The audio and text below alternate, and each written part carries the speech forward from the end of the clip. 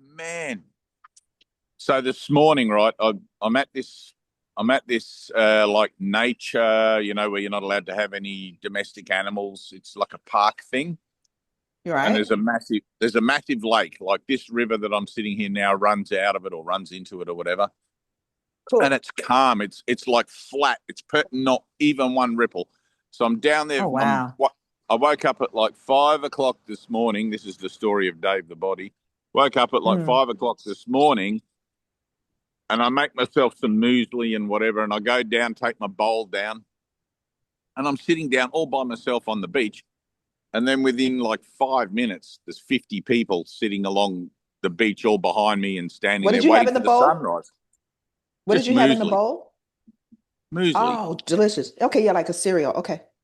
Yeah, Oh, with that's nice. strawberries and blueberries Oh, and coconut yogurt, all that sort of shit. ooh, So delicious. yeah. Anyway, so I'm there and the water's so perfectly flat. So I got my slippers on. I'm just sitting there in my sleeping things, and That sounds very the nice. I know. So I take my slippers off and I go into the water, which is crystal clear, and I'm up to my knees, like just standing there enjoying it was freezing cold, but enjoying the connection. And I Hmm. look down between my feet in the crystal clear water, and there's this perfect flat little rock, right, like a skimming stone.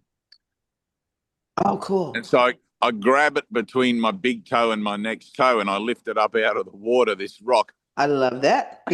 right. And I'm holding this rock, and I suddenly realize there's like 50 people suddenly emerged from somewhere, this camping area behind me, right on the beach, and I'm the only one Oh in the gosh. water, and they all looking at me. They're all looking at me with this perfect flat rock. It's like the size of maybe an egg, a bit bigger than an egg, but it's perfectly flat, and it's like 10 mil thick. And I'm like, this is the perfect skimming stone. This is the perfect Mm. skimming stone. And so I'm gonna skim this rock, and then the crowd, they're all staring at me, and I'm like, The story of Dave. imagine if I throw it and it just goes kaplunk into the water. That'll be a major letdown, and Oh, I've got to walk right, back right, past right. all these people, and I'm like, all right, Jesus, I want a good skim, like that. So I lean He's back like, and what's good? I lob this rock, and it bounces. Like, I swear, I lost track of how many times it bounced. It must have done at least 10. Oh, It did at least Jesus 10. It went loves ding, ding, you. ding, ding, ding. It was Oh, perfect. It was like you could oh, never recreate it. It just went wow. and then sunk. Oh, And I turn around, and everyone's staring at me at the beach like, that guy, did you just see that guy? Like, their faces are all oh, like, really? yeah. And Uh, there's a guy, right? There's a guy about my age like that. And I walk past him, and he just nods his head. He just, oh, how cool. because, How cool. I know, it was so cool. The thing when you're a kid, right? And you do that, and you do the skimming stone with all your mates, and you're all trying to skim who Yeah, can bounce their rock the most times. And right. whoever bounces their rock the most time, they get the kudos, right? They get like, Uh-huh. yeah, that was the best bounce of the day, and everyone acknowledges it. And Right. Oh, me and this old guy, or my age guy, had this whole connection right there in that moment. We knew the deal oh, with how skimming stones, sweet. Oh, sweet. It was so cool. Oh, There's Gay. the It was such a adventures cool. of Dave and the skimming. Ah, there's a I know, story. right? I mean, it couldn't have been more perfect if I'd have walked on the water, like it was just Oh like the God. best. And the sun Remember was when you coming forgot to do up and that? everything's happening. It's just funny. Oh, And then I was just feeling particularly blessed, sitting down there having my I breakfast. know. Jesus love. Yeah. But it's funny, you turn around, I was there all by myself for like 5 minutes, and then as soon as I found the rock, there was like 50 people. Like, just suddenly, where the hell did they come from? Yeah. Wouldn't be a good story without them. You need your NPRs. Yeah, Is I that what know they're called? I NP, guess NP. I guess they had to be there, but like I watched that rock go, and it was beautiful. So Ah, anyway, cool. So Gay they is witnessed here. it. Gay Awesome. is here. Noodle is not here. Deb's here. Matthew. Sorry. We still got about 5 minutes. All right, that's cool. Well, I don't got no more stories about anything. That skimming the rocks story. That was my that was it for me today. So All right. Well, thank you guys for showing up. That's it. that's it. All you We'll got to see you do, guys next week. all you got to do is ask the Savior. Just ask the Savior for help, and it'll all turn out perfect. You just skim that rock. It- So Perfect always seems to be a lesson for me lately. It's like it's all perfect, but it's like, this will learn you.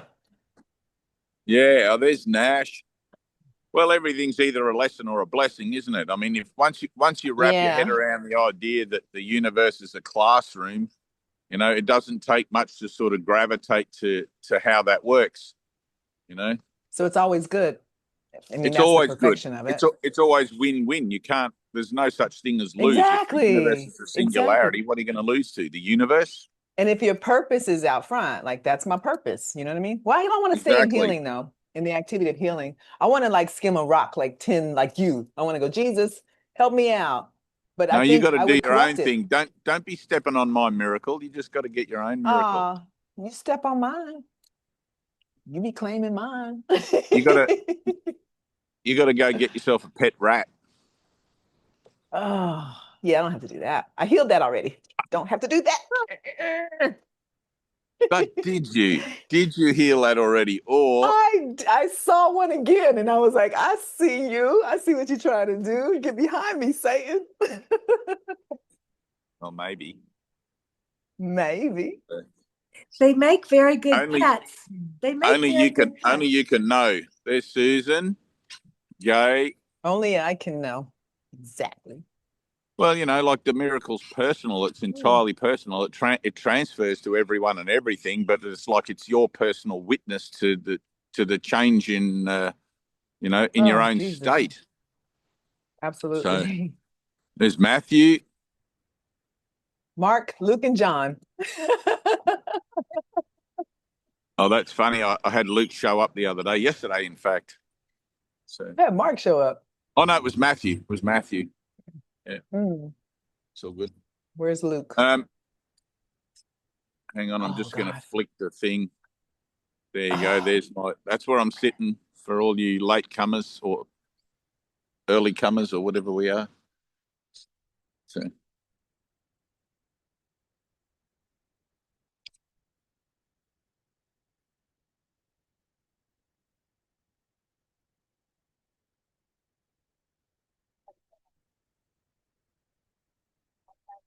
what did I tell you, Tina? See that? Oh, gorgeous. did you see it? Gorgeous. Did I you see what I did. told you? Middle-aged women covered in gold walking their little Oh, dogs. I missed That's that. That's what made me laugh. it's You were like with the gold. I don't have gold on, right. but yeah. I know. It's fun. It's There's funny Noodle. how everything sort of reflects. Like it's always looking at your own state of mind, I guess. But everything reflects a very typical aspect of the dream. And you can feel it. Draped in Like gold. I know, dripping in gold. You can feel the whole thing. You can feel the atmosphere, and it's like I look at it, and it gets more and more sensitive. I look at it. At one time, I would have sat here and felt absolutely disgusted at the nature of self-indulgence of this area and billion-dollar houses, and like it's that kind of place. It's like Hollywood in your country, I suppose. But now it's nothing. Now I look at it and it's just like, oh yeah, this is that. It's like Grand Theft Auto, the game, and you drive Hmm. through the different neighborhoods, and you realize Yeah. that it's all just the game. But at one Yeah.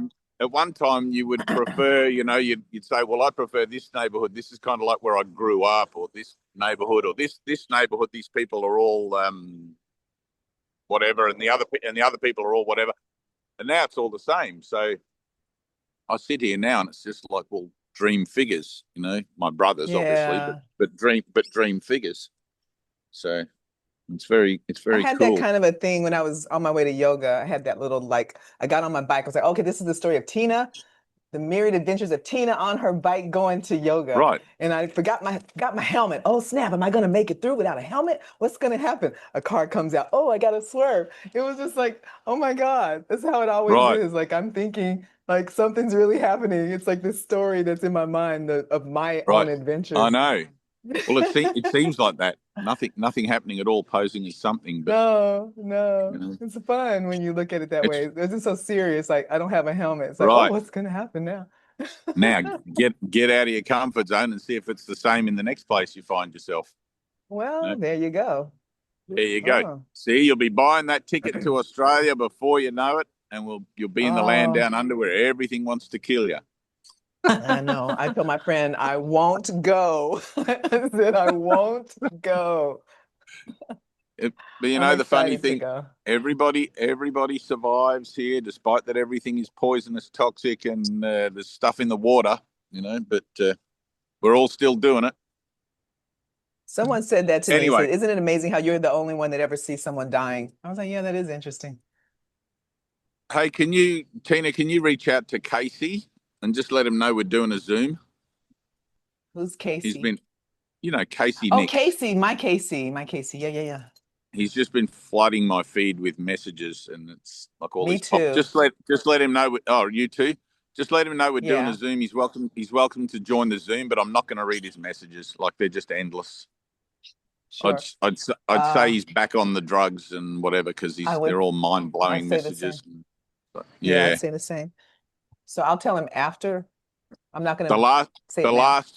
the last time I just wrote back to him and I said, dude, have you been to rehab yet? Have you gotten any sort of help? You know, because like all of that was set up for him, and he didn't reply. Yeah. I told So him the same thing. I was like, brother, have you reached out to the guy? I yeah, love well, you. I wish you would. I'm about ready to shut the door there. You know, like I'll tell him tonight. I'll say Mm. one more time, Oh, get my to heart. rehab and do whatever, and Oh, then my heart. Mm. I know. But hey, you know, so Don't make me cry. Don't make me you got to cry. do. Well, I'm not replying to him anyway. You know, I'm just Oh. not replying to him anyway.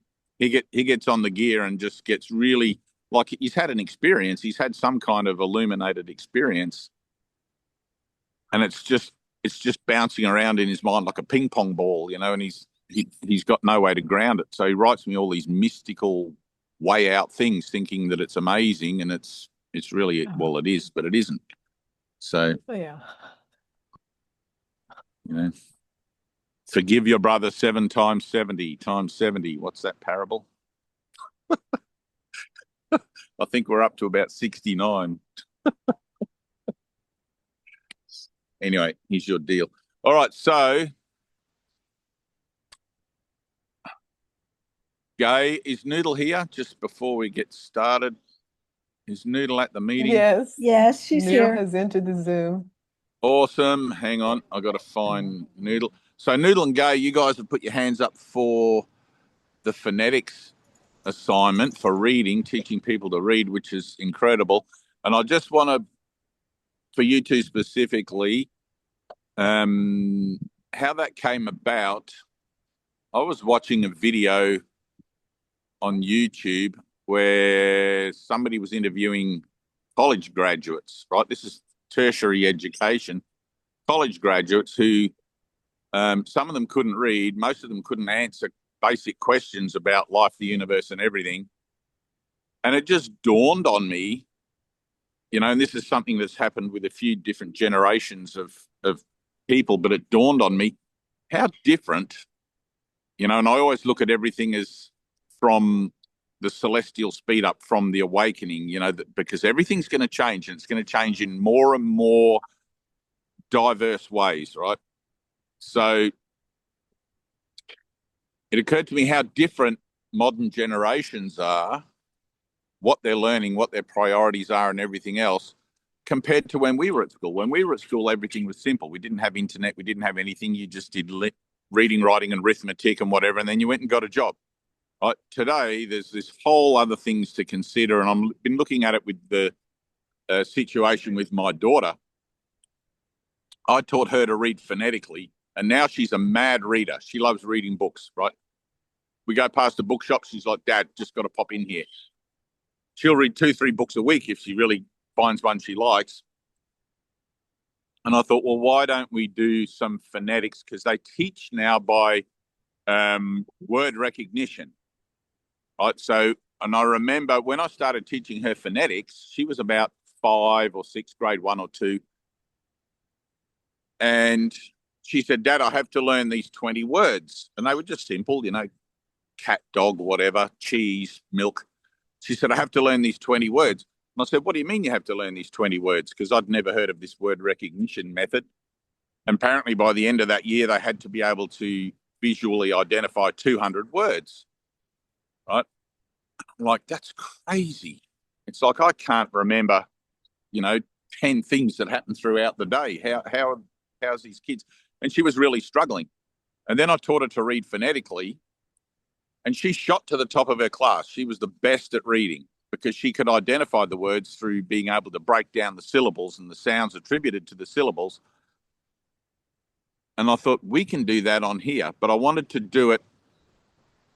Because what happens with YouTube, right, and the videos that we make, and this will be for you two guys, they end up sitting there for posterity, right? They'll end up sitting in the YouTube channel for God knows how many generations or how many come, and they'll just contribute to what it is that's useful to the greater good.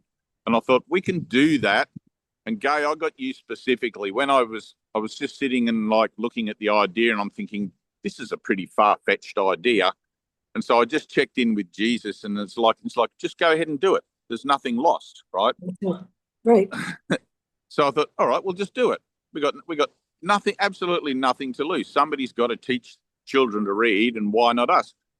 So, and then I asked, and I said, who? And I got you, and then Tina and I asked, we're going to need 2 people at least, and Tina and I both asked, and we came up with Noodle. It just like we both felt that was the right fit, So the 2 of you, and I thought we can use the reviews of the first 50 lessons that we do for the course, just the title, right? And break down those titles.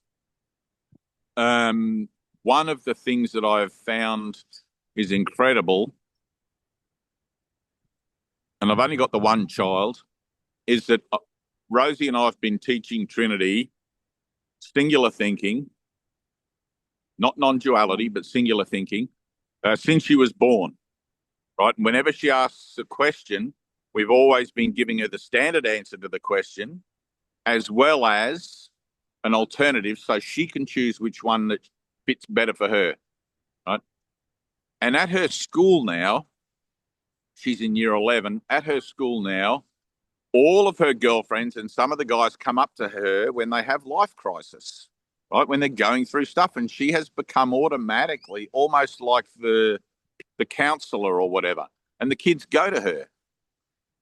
So much so that she's now considering a career when she leaves school in psychology, counseling, and everything else, which I'm, like happy dad. Yeah. In that regard, happy dad.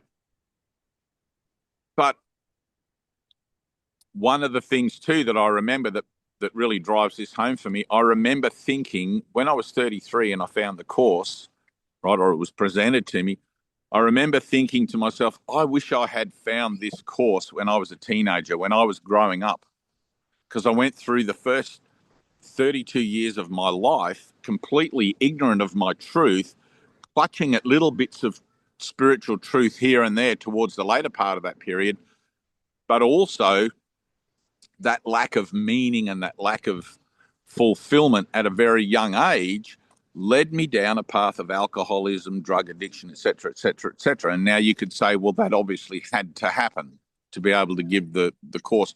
Yeah, but it also doesn't have to happen, right? And I've sat with that many times. And one of the things in the course, like, and Ted used to even teach it this way, it's like, you don't need darkness to know of the light, right? You don't need a reason to be happy. You can just be happy for no reason whatsoever. Okay? That whole dualistic yin yang, without the darkness, you wouldn't know. That's such a crock. You can grow up and develop and whatever with a total glass half full perspective on things without having to know what it is that the glass is half empty for, right?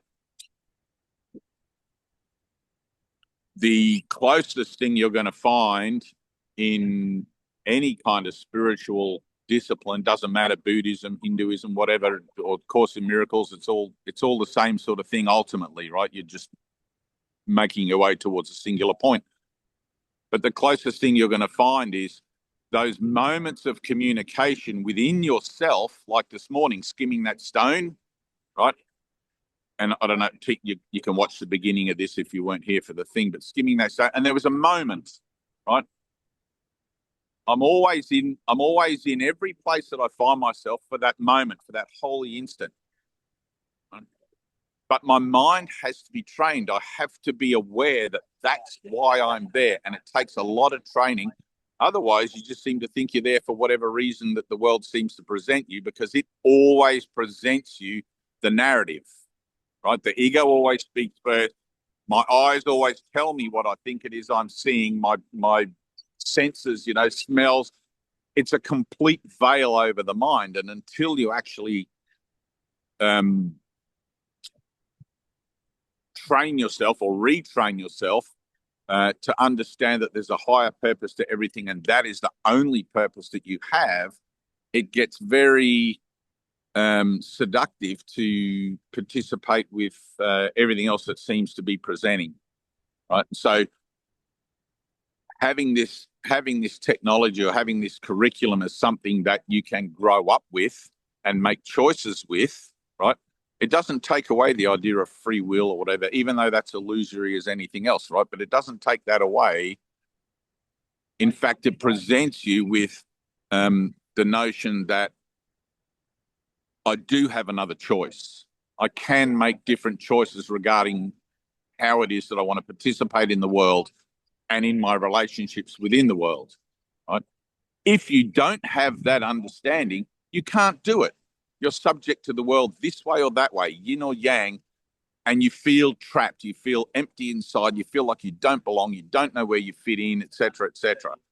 So this whole project is for the kids. It's for posterity, and we'll put it there, and people will discover it, right?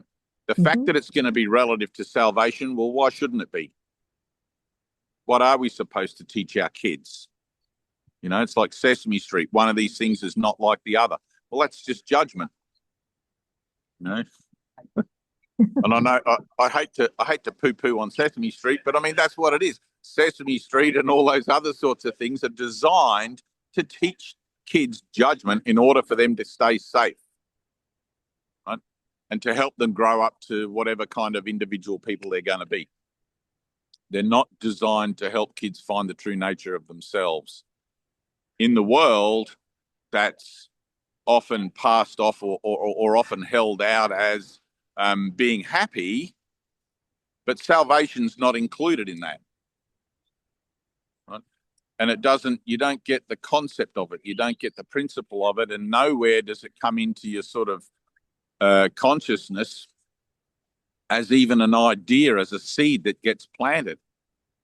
And if you go back, I mean, I'm absolutely not a fan of religion, but if you go back 3 or 4 generations, almost everybody's grandparents would have gone to church on a Sunday, or a great deal of them. If you walk into any church on I mean, some of these revivalist churches have massive crowds, but an Orthodox church, a standard church, the numbers are dwindling, etc. But whether you're a fan or not, at least you were presented or held up an alternative to the ways of the world. Right? Whether you took to it or not, that's a different matter. But at least the opportunity was there, and if it was presented well, and if you could really, get a feel for it, then you might make something out of it. But anyway, so we're going to do this thing. So I'll make the first one, okay, which will be an introduction, and then Gay, if you want to do all the odd number ones, and maybe Noodle do all the even number ones, and we'll just do 1 to 50, and we'll just see how it goes. Right?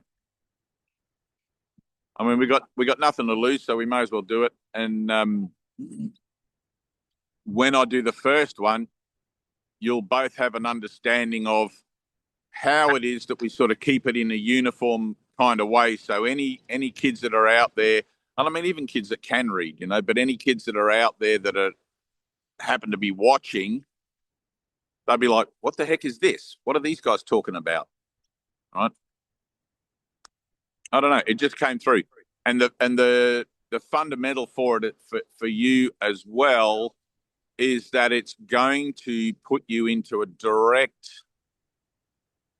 not really a confrontation, but a direct immersion with hearing Mhm. those lessons.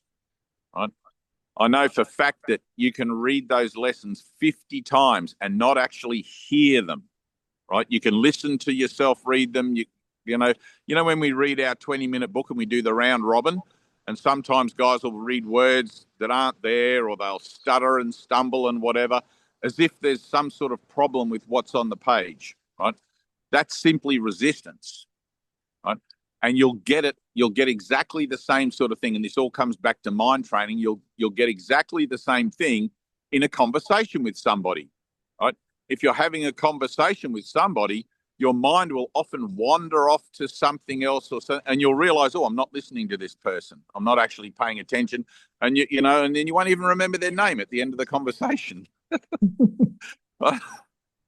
that's how. That's how distracted from reality human beings are, right? And I talk about, and I'm including myself there, but the more you, and I've had so many people tell me this with the course, oh, I did the workbook lessons the second year around and I got so much more out of it, right? That's because the first year around, the first time you're doing it with your split mind. You're doing it with the mind that needs help. You're doing it with the mind that's looking for something, or looking for the purification, or trying to integrate that purification. So you cannot not read the course with a divided mind, right? And so it seems to take, for a moment, it seems to take all this effort for it to get in, right? I don't get this lesson. How am I ever going to learn this course? Blah, blah, blah. And it's like, well, you're going to need a miracle, right? Literally at some point, you're going to have to need a miracle for it. And people who've done it the second year round often tell me, I got so much more out of it the second year round. That's because the second year round, your mind is a little less split, right? Your mind is a little less undivided regarding its purpose. And you're able to focus more. You're able to integrate more. You're able to look at things in a whole way and realize the benefit of things to you. It's like when you're at school, and you're trying to study for an exam, or you're going to college, you're trying to study for something, and you've got all these other things going on, and it's like you just can't study. But if you put yourself, and there are classes you can take to learn to study, right? If you put yourself into study mode, where you block out television, you shut the door, and you're just there, and you make this kind of disciplined and devoted effort to study, it becomes a lot easier, right? It's like you have to force yourself. More messages from Casey. It's like you have to force yourself to study. And when I say to you guys, it's like you have to activate yourself, that's what I mean. Okay. The first year I did the workbook, I realized I was being half-hearted. I got to like lesson 260 or something like that, and something in one of those lessons, it made me realize how much I was just lip service to the course and wasn't really giving it the full value it had, right? Even though I had already experienced the nature of what the overall objective was as the illuminate experience of my mind. Even though that's how much the ego corrupts everything, right? And it took for that second year, and I made the decision, all right, I'm not going to finish these lessons this year. I'm going to come back next year, January the 1st, to start with that lesson one again, and I'm going to do it properly. And I did. And I wrote on my arm, I would write with a big black marker pen, I wrote the heading for the lesson each day. And that heading for the lesson, right, was the one thing that kept me on track. Because the year before, I realized I would get through the whole day and realize that I'd forgotten to do my lesson for the day. Right? Or I would go out with friends or whatever, and I didn't take my book, and I'd realize that I hadn't done my lesson. I didn't have my book. It's like I wasn't really giving it what it was worth. Right? I was saying one thing but doing another. Right? So doing the first 50, you and Noodle, that will bring all of that, really drive it in. Okay. And I don't know if Chitra is here, but I've given Chitra a little assignment as well for much the same reason. So, I am here. oh, you're there. I'm on my phone, Chitra, so I have to Yes. swipe up and down and everything else. Yeah. So, Sada, Vlad's there. Vinka's even here. Gay, Susan, Nash. Hey, Nash, congratulations, the baby daddy. Give that a bit of a fist bump. Thank you. You know, bringing another soul into the world. And like the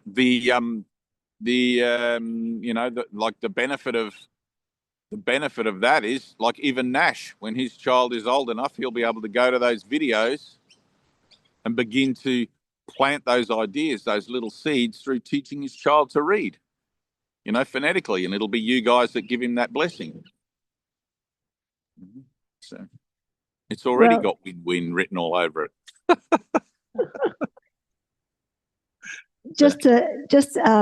I'll do one just to practice and send to you, and then Noodle and I'll collaborate, and you can approve, and then I'll start to send those to Tina. Well, just wait till I do the first one, Gay. Okay, because then I'll just outline a basic format. Tina knows all about the ding-malings or whatever they're called. What are those things, Tina? Diphthongs. Diphthongs and all of the other things that you use in phonetic reading, right? So Tina's down with all that. I know how to teach phonetic reading, but I don't know what all the particulars of it are called, the technical bits. So we're going to collaborate on that. But we'll produce the first little video, instruction video, which won't be part of the series. So all right. Anyone got a question? Anna? There's Anna. Anyone got anything going on? Nope. That's good. My mind is clear. I am blessed.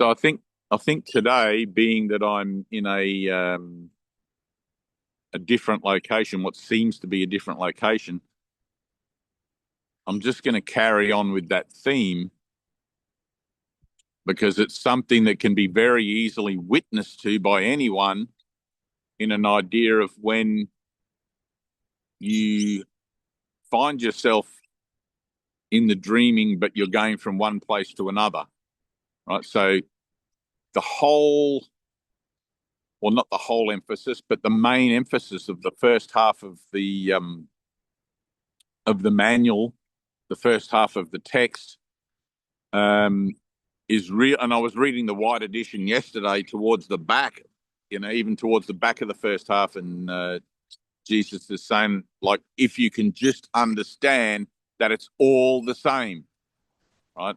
That the differences you perceive in reality around you aren't differences at all, right? And I know that that's one of those. I remember I had the same sort of glitch point, or the same sort of point in understanding with here and now. And I had Bodhi, who was a great teacher. He tried to be he was a great teacher, I suppose, but Bodhi had a pencil and he held it up for me to understand the concept of here and now. And he said, when are you actually looking at this pencil? And I said, I'm looking at it now. And then he took it away, right? And then he held it up again. He goes, have you seen this pencil before? And I'd be like, well, you just held it up just before. And he'd go, no, I haven't never held up this pencil before. Have you seen this pencil before? And I'd be like, yes. And he'd be like, no, you haven't. And he would say to me, this is the only moment there is. The idea of the pencil that you have before is a memory. I never held it up before. And I couldn't grasp it, because in my mind, I'm adamant that he held it up before. Right? And he did that a few times. And it took a long moment. It took a long, long moment to grasp the idea that I'm accessing memories in my mind, right, which is preventing me from understanding the present. I'm looking at memories in my mind. They're not they're not inert, they're powerful. Right? They actually serve a purpose of keeping me absent from the present moment. That's what they're designed to do. Okay? It's the same with the future. The future is not memory, it's expectation, right? Or anticipation. So I had that glitching point. The other glitching point that I had, which I think every course student, every spiritual student has, is that everything is the same wherever you go. Now, the untruth of that everything is different wherever you go, like I said before, we're looking at the idea of when you're very, very young, you're programmed, your mind is programmed from birth, from very small childhood, that one of these things is not like the other. Like on Sesame Street, they hold up a chart with 6 things and 6 pieces of fruit and a brick, and 5 pieces of fruit you can eat and the brick you can't eat. One of these things is not like the other. And they give you the little song and they make it nice. And like the whole of the mind training of the world is designed to convince you, right? Absolutely. It's universal, designed to convince you, even through Sesame Street, that one of these things is not like the other. Jesus is telling you, no, they're all the same. They are all illusions. They are all not true, right?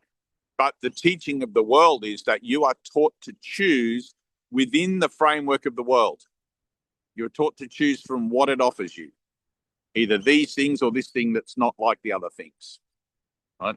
You have to choose either this way or that way, this political party, that political party. And it doesn't matter which one you choose, it's all the same, right? You cannot argue for your rights. You cannot stamp your feet, and you cannot say that you were right or wrong or whatever in the grave. Okay? You have to understand that everything here, every road you go down leads to the grave. Right? So salvation then becomes the only alternative to that, right? Which is singular perception or Christ-mindedness or Buddha-minded or Krishna conscious, whatever you want to call it, it doesn't matter. Right? Because what you're doing when you adopt that way of seeing, when you adopt a singular way of seeing or spiritual way of seeing, you are aligning your consciousness, you are aligning your mind with a framework of self-reference that isn't found in the world. Okay, does that make sense? Now, you don't remember what that is because you don't remember the time before you were a body. You don't remember the time before you came here and somebody told you that one of these things is not like the other. Right? You have no memory of that. So that's why all of this is taken on faith. Right? Faith is the idea of, I don't know, but I'm just going to trust that there's something else. I don't know which one of these things to choose from, but I don't want to choose either of them. I'm going to trust that there's another choice I can make that is not only going to take me out of the necessity to make the choice in the first place, but which is going to provide the best possible results in what flows on from having made the decision, made the choice. Okay. And that can look as simple as something as simple as like skimming a stone across the water, like this morning, asking for help with that, or asking for help with some really profound, something that seems to be a profound, life-changing moment where you've got to make a profound decision. And I remember having to make a decision about either I get chemotherapy or I don't get chemotherapy. And I remember choosing not chemotherapy. And I walked out of the hospital feeling terrified at my choice, but resolute that I was going to see it through regardless. Because I'd already started a spiritual journey somehow. I didn't have the course yet. I'd already started something that I called to myself spiritual, and it was already proving fruit. I was already starting to see little glimpses of hope and little glimpses of fulfillment and all of that sort of stuff. And I thought, well, if that's true, what is the point of denying it now? I'm either going to die from the cancer or I'm just going to go through my whole thing and, find what I'm actually looking for. So I made that decision. But that's the decision that you make all day, every day. Right? I'm making a decision between either the world, which is one thing, not opposite things. Right? It's not holding out opposites. And that's what you have to understand. The world is not giving you a choice. You're choosing between, let's say in politics, everybody can relate, the party on the left or the party on the right, right? It's not a choice. It's a trap. It's convincing you to stay indentured to the world and its systems and its way of thought and its offerings, which is nothing. Okay?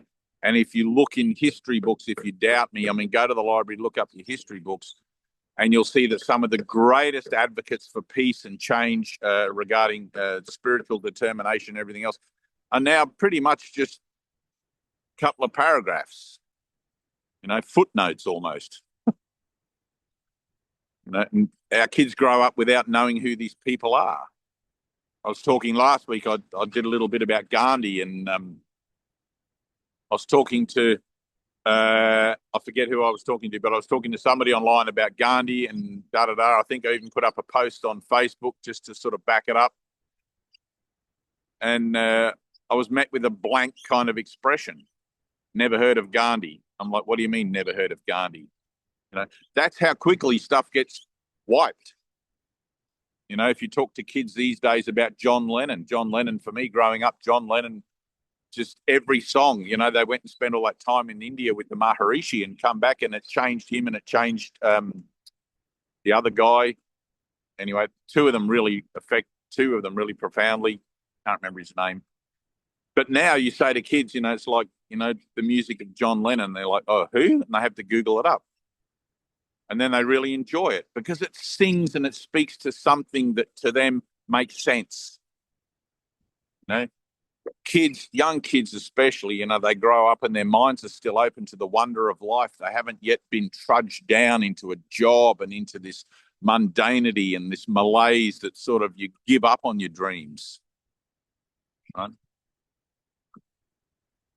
And I definitely had that. I had that moment of accepting a job that I didn't want, and it was miserable, and I did it for the money and all of this sort of stuff. I'm sure everyone's been there and done that. And all of a sudden you get into a rut, you get into a pattern with it, and you find yourself, at first I was grateful for the job, but I've got to get out of this. It's soul destroying, right? Because you don't know how to transform the nature of your experience to serve you. You don't understand that everything's a lesson or a blessing, even a mundane job. If you could understand that everywhere you go, you're in a relationship with the universe, in a relationship with the divine, you'd be able to look at it in a different way. But that's not held out for you to look at and to make a decision about regarding it. You're told, do your job, pay your bills, otherwise you'll get sacked from your job and you'll end up on unemployment. And look at those poor people, they're on unemployment. Do you want to be like that? And that seems to be the choice. It's like, holy shit. Who is there in the world that represents something else? Who is there in the world that represents a better way? It's like in the Course, Jesus says, I am calling for teachers. I'm calling for people to represent this curriculum, because without them, there is little hope for anyone to find salvation. Right? Which is like all of you guys. I'm calling all of you guys to represent this, and however you represent it in your just the beingness of your own expression, or whether you choose to make videos. And I saw one of Max's videos the other day. Beautiful. Thank you, Max. I don't know if he's here today, but some of you guys are going to feel a real affinity with this stuff and just want to be like, yes, I need to offer this to my world. And some of you are going to struggle through it for a while. And it depends on not only your willingness to allow the Holy Spirit to work through you, but it depends on your understanding of, in part, how alike everything in the world actually is. Right? Now, in the Course, Jesus says some people have died on seeing this because they've lost their hope. Right? They realize that every path, no matter what decision they make in the world, no matter which pathway they go down, it all ends in death. Right? Now, there is a fundamental premise in Jesus's teachings that there is no death, right? But if you look at the Course, he said this course and these lessons can help you substitute for learning that may take thousands of years, right?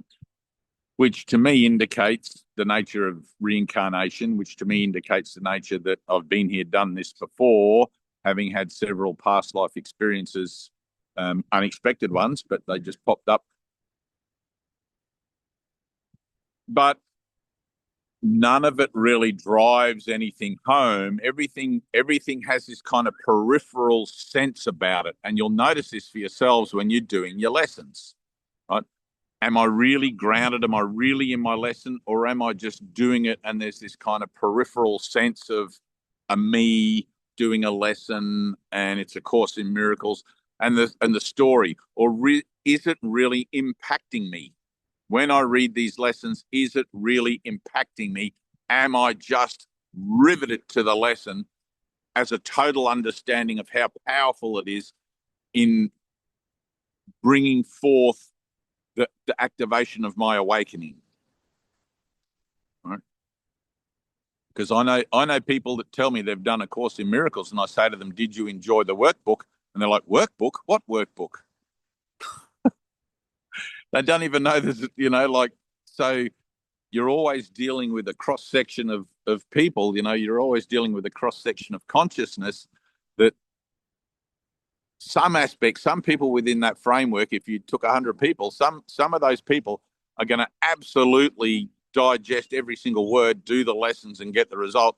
And other people are going to have that book on their table as like a coffee table book. They're going to understand and realize that it's profound, but it's not going to really register yet, right? And that's fine. Everybody's at where they're at. As a teacher, I guess in this, I'm always inclined to want to encourage self-inquiry, to encourage a greater look, a greater in-depth analysis of flowers are blessing me, analysis of where it is I find myself in relationship to the material, right? I remember going to see the Dalai Lama in Brisbane, and it was nothing. This is after my awakening. I went along. This bodes to where I'm trying to go with this, but I went along because how often do you get the chance to see the Dalai Lama for start, right? Very rarely. So I went along. So I guess I could say I saw the Dalai Lama, but there was people all around the Dalai Lama in the front who were clinging like this to every word. Their hands were together. They were being very reverent and whatever. And I didn't feel anything. I didn't feel that sense of reverence. I didn't feel whatever. And that was at a time where the nature of the Course had already started to work in me, where I realized that one person's situation or event was exactly the same as another. Right? One brother, regardless of their title on earth or their seeming position or their demeanor or their stature or whatever, was not different from another, including, people like the Dalai Lama that at one time I would have definitely given a greater sense of importance to or a greater sense of relevance to in my life as being someone who was seeking for peace. Right? So in the Course, when you start reading that everything is the same in the world, you think, well, if everything is the same in the world, that's going to get a little bit boring. Right? If my emotional reaction to everything ends up becoming the same, right? If my emotional reaction or my sense of necessity to engage in the world actually, the important things and the unimportant things come to this kind of equilibrium with one relationship. Right? Once I realize that I'm in a relationship with the divine, I'm not in a relationship with individual people, situations, and events. All of those things are simply show me where it is that my equilibrium with the divine is out of whack. Does that make sense? Carolyn, you hear that? All right. So all of these relationships that I have.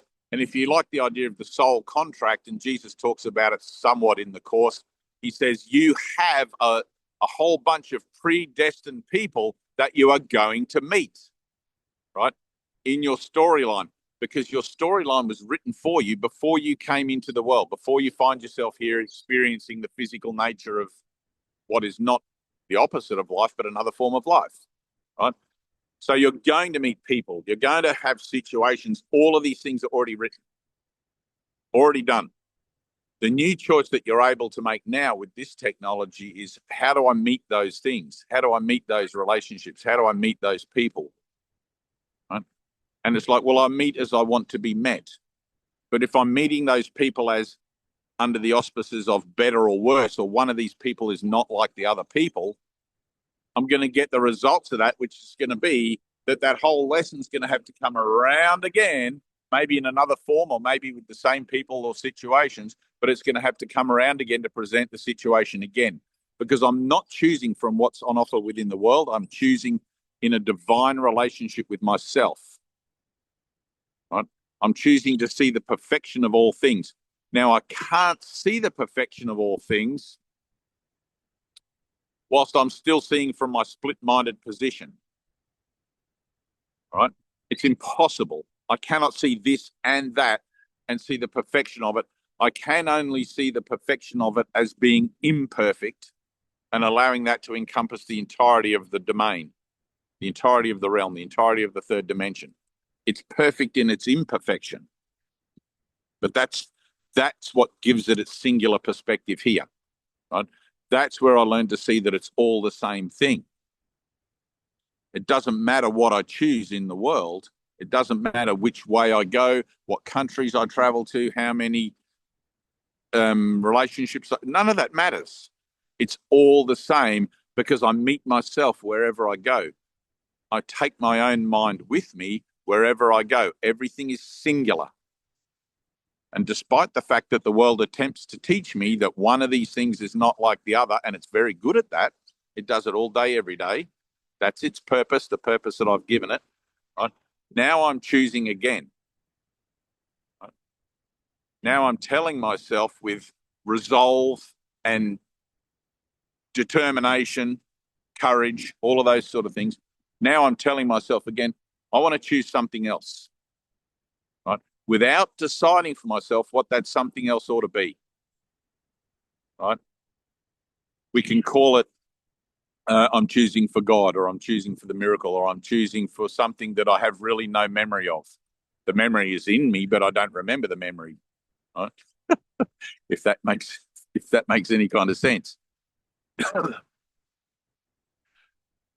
And as I learn to choose again and choose again and choose again, right, and to be still in that choosing and allow the results of my choice to become manifest for me, to be shown to me, because I'm the witness, right? Through this avatar, I, mind, am the witness to the nature of my new choice. The credibility of my singular relationship, the credibility of my one relationship with the divine, I and he and me, becomes more and more apparent. Right? So a little bit of faith pays off, and it gives me more faith. With that more faith, I encounter the next relationship. I go into the next confrontation, and it's like, all right, well, I had the faith to get through the last whatever it was. Let me apply that again. Father, help. I need help in this. I don't know which way to go. I don't know what choices to make. I need a miracle, and I'm just going to leave it at that. Right? I'm going to leave it up to the divine, and then you really have to learn how to take your hands off the wheel. For those of you who are, everyone comes with a different package, right? But for some of you, you're going to have this control freak kind of package. I need to control and micromanage everything. And for those of you who recognize that within yourselves, you're probably going to find it somewhat more difficult to let it be miraculous, because there will be this temptation to want to navigate the miracle. I want a miracle, Lord, and I want it to just look a bit like this, and if it could be this way and that way, that would be great. It's like, no. Let's just stop. Let's just leave it at, I need a miracle, right? I need something else to happen, not of my own making. Now, that's going to bring up, for those of you guys that are addicted to controlling things, and fundamentally the whole realm is that, but some of you have it more than others, right? For those of you that have it a lot, it's going to bring up a lot of anxiety, which is good, right? So when you experience anxiety, when you experience the upwelling of all this emotional stuff because you've suddenly decided to let go and let God, and you're feeling that all coming up, that anxiety, oh, maybe I should just do this, or maybe I should just, maybe God won't hear my prayers, right? All of these funny ideas that we have, right? It's going to bring up a lot of stuff. That's good. Let it come up. Okay, it's impacted dark light. It's an association of cellular memory that you have, and in my case, with the pencil, right? I was adamant that I'd seen the pencil before, right? Now let all that come up, and just as, let's say, energy or light being transformed, which is what this is, you're going to have the release of all that emotional package that represents the denial of what it is that you're trying to actually allow to be miracle-minded about. Does that make sense?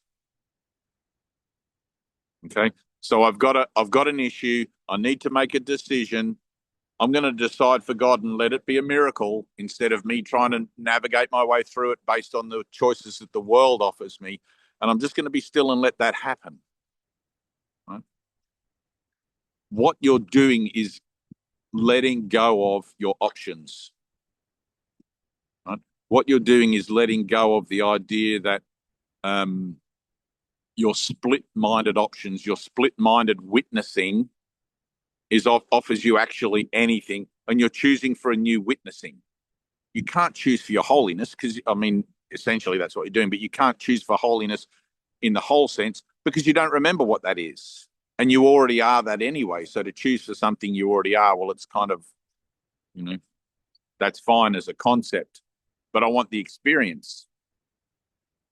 So I'm going to choose for something else in place of what seems to be offered. Do I take this job or that job? Do I go down this road or that road? Right? And you have to understand they all lead to the same place. Now, when I go down this road or that road, right, with Christ or Krishna or whatever, whoever you choose as you think, then it doesn't matter what road I go down because I'm doing it with a different purpose and my mind is automatically aligning to that different purpose and I'm going to witness different results. And you'll say things to yourself as like, wow, that really turned out well. Wow, I couldn't have imagined that would happen. And I've lost track of the amount of people that have said to me in their relationships how it is that they've been all tied up in their relationship. They prayed for a miracle and everything turned out perfect. Right? Everything just happened perfectly. Right? The ego is going to jump in there and say things like, oh, well, that was probably going to happen anyway. Maybe that was how it was, whatever. But it's like, no.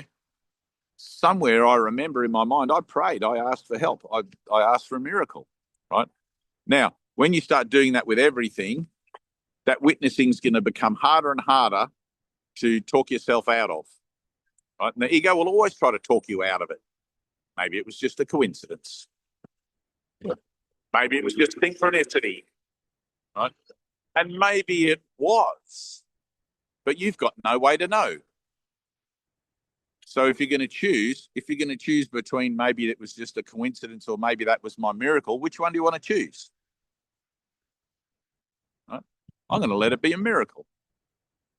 Right? I'm going to put all my eggs in that basket. I'm going to give them the totality of my heart and my mind and my power and my understanding as best as I've got it to the idea that was a miracle. Right? Just like skipping my stone this morning. That was crazy. Never in my life have I skipped a stone like that. Was that a miracle or was it just a fluke? I asked Jesus for help. Which way do you want to see the world? Through eyes and through vision that blesses and that comforts and that just brings the recognition of truth and happiness all the time? or do you want to doubt it? You know? And that's where the whole, hey Nash, I think I just went out of this. Nash sent me something, and I'm still here. All right, so that's where learning to become miracle minded is not just an application in those moments where everything seems to be hard and the shit seems to be hitting the fan. Learning to be miracle minded becomes your present state that you carry with you throughout the day as a state of yes, wow, and thank you, and as a state of appreciation, and as a state of just deep peace and wonder, like just in everywhere where you are, you know. And you'll find that as you go through your own shifts in consciousness and as you go through your own process, right, and you forgive everything that seems to be one of these things is not like the other, that everything does for a moment seem to get very bland and very same, right? It only seems to take that perspective, and everything's a transition, right? There's a stage of this where it goes through a transition. It only seems to take that perspective of being very bland or boring or all the same, because there's not yet a complete understanding of, or a complete appreciation of, how all the pathways of the world are the same and only offer the same thing. Right? Once you see that, you will be grateful for what is on offer as a transition out of this world, as a transition from reincarnation, as a transition from having to repeat a lesson again, right? I love it when Jesus says, what is 10,000 years for they have come? I remember reading that in the course, and my first reaction was, 10,000 years? Why is he telling me that? You mean I've got to be here for another 10,000 years? It's like easy for you to say, Jesus, 10,000 years. What is 10,000 years? You're already out of here. I'm still trudging, putting my shoes on every morning, It's like 10,000 years.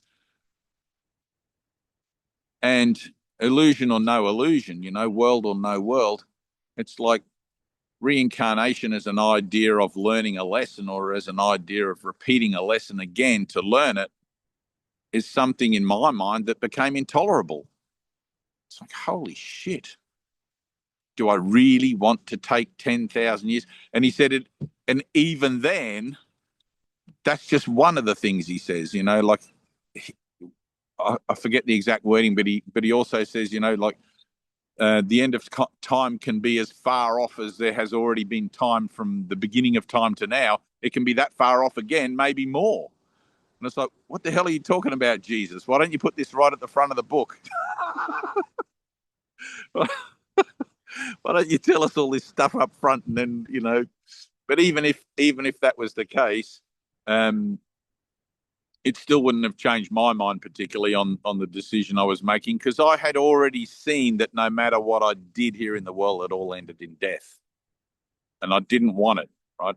I'd read the book of Matthew. I'd read the one little sentence, there is no death, right? 4 words, there is no death.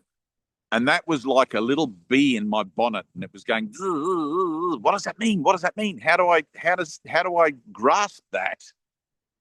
How do I get that bee to land on my third eye and just sting the shit out of me and make it obvious, because I'm so stupid. And I struggled along that way for a long, long time, and I probably will continue to struggle along that way for a long, long time until, I don't have any more questions, right? But I still have this agreement with Jesus that I agreed to represent the course on Earth, and I forgot to ask him how long I would have to do that for. Maybe it'll be 10,000 years. I don't know. But the I that I think I am that is doing that isn't concerned about it, right? Is unconcerned about it. Whereas at one time I would have thought, oh, no, that's terrible. If I just kill myself in every incarnation really quickly, as soon as I realize, then maybe I can use up 10,000 years, all these sorts of plans go through your head as if they somehow have some credibility and can help you jump the queue to God. You know, it's like, no, you can't jump the queue. You've got to do the work. So surrender and realizing, all right, I've got to do this. One day at a time, here we go. I've got to do this. It's funny stuff. But looking at the world, it's like I always tell you, look at the world, let it affect you, right? I remember Ted once gave a talk about it, and he said, let the world stomp on your head with its boot. Let it crush you. Let it totally destroy you, because you have to reach that point where you're done with it. Otherwise, you're going to be still living in this kind of false hope, and you won't even realize that. You'll be thinking, oh, maybe this situation will be better tomorrow, or maybe this. It's like, no, it's never going to get better. The world is a place where all things come to die. That's its purpose. And no matter how much lipstick you put on that skeleton, it's still death. It doesn't matter. And you really have to realize that. And I know when I say that, some of you guys are going to doubt me. Right? Some of you guys are going to be like, no, that my life's good. My life's okay. I don't even know why I'm doing in this group. And it's like, that's the sliding scale. That's the sliding scale. If you were to, and this is where I'm going to attempt to bring it in right to really to the final point. You know, like I'm always trying to offer that final point where this makes sense to me, right? And if it makes sense to me, I like to imagine that it makes sense to the reflections of my dreaming. And I'm like, I ask you guys sometimes, do you have any questions? And nobody says yes, or very rarely.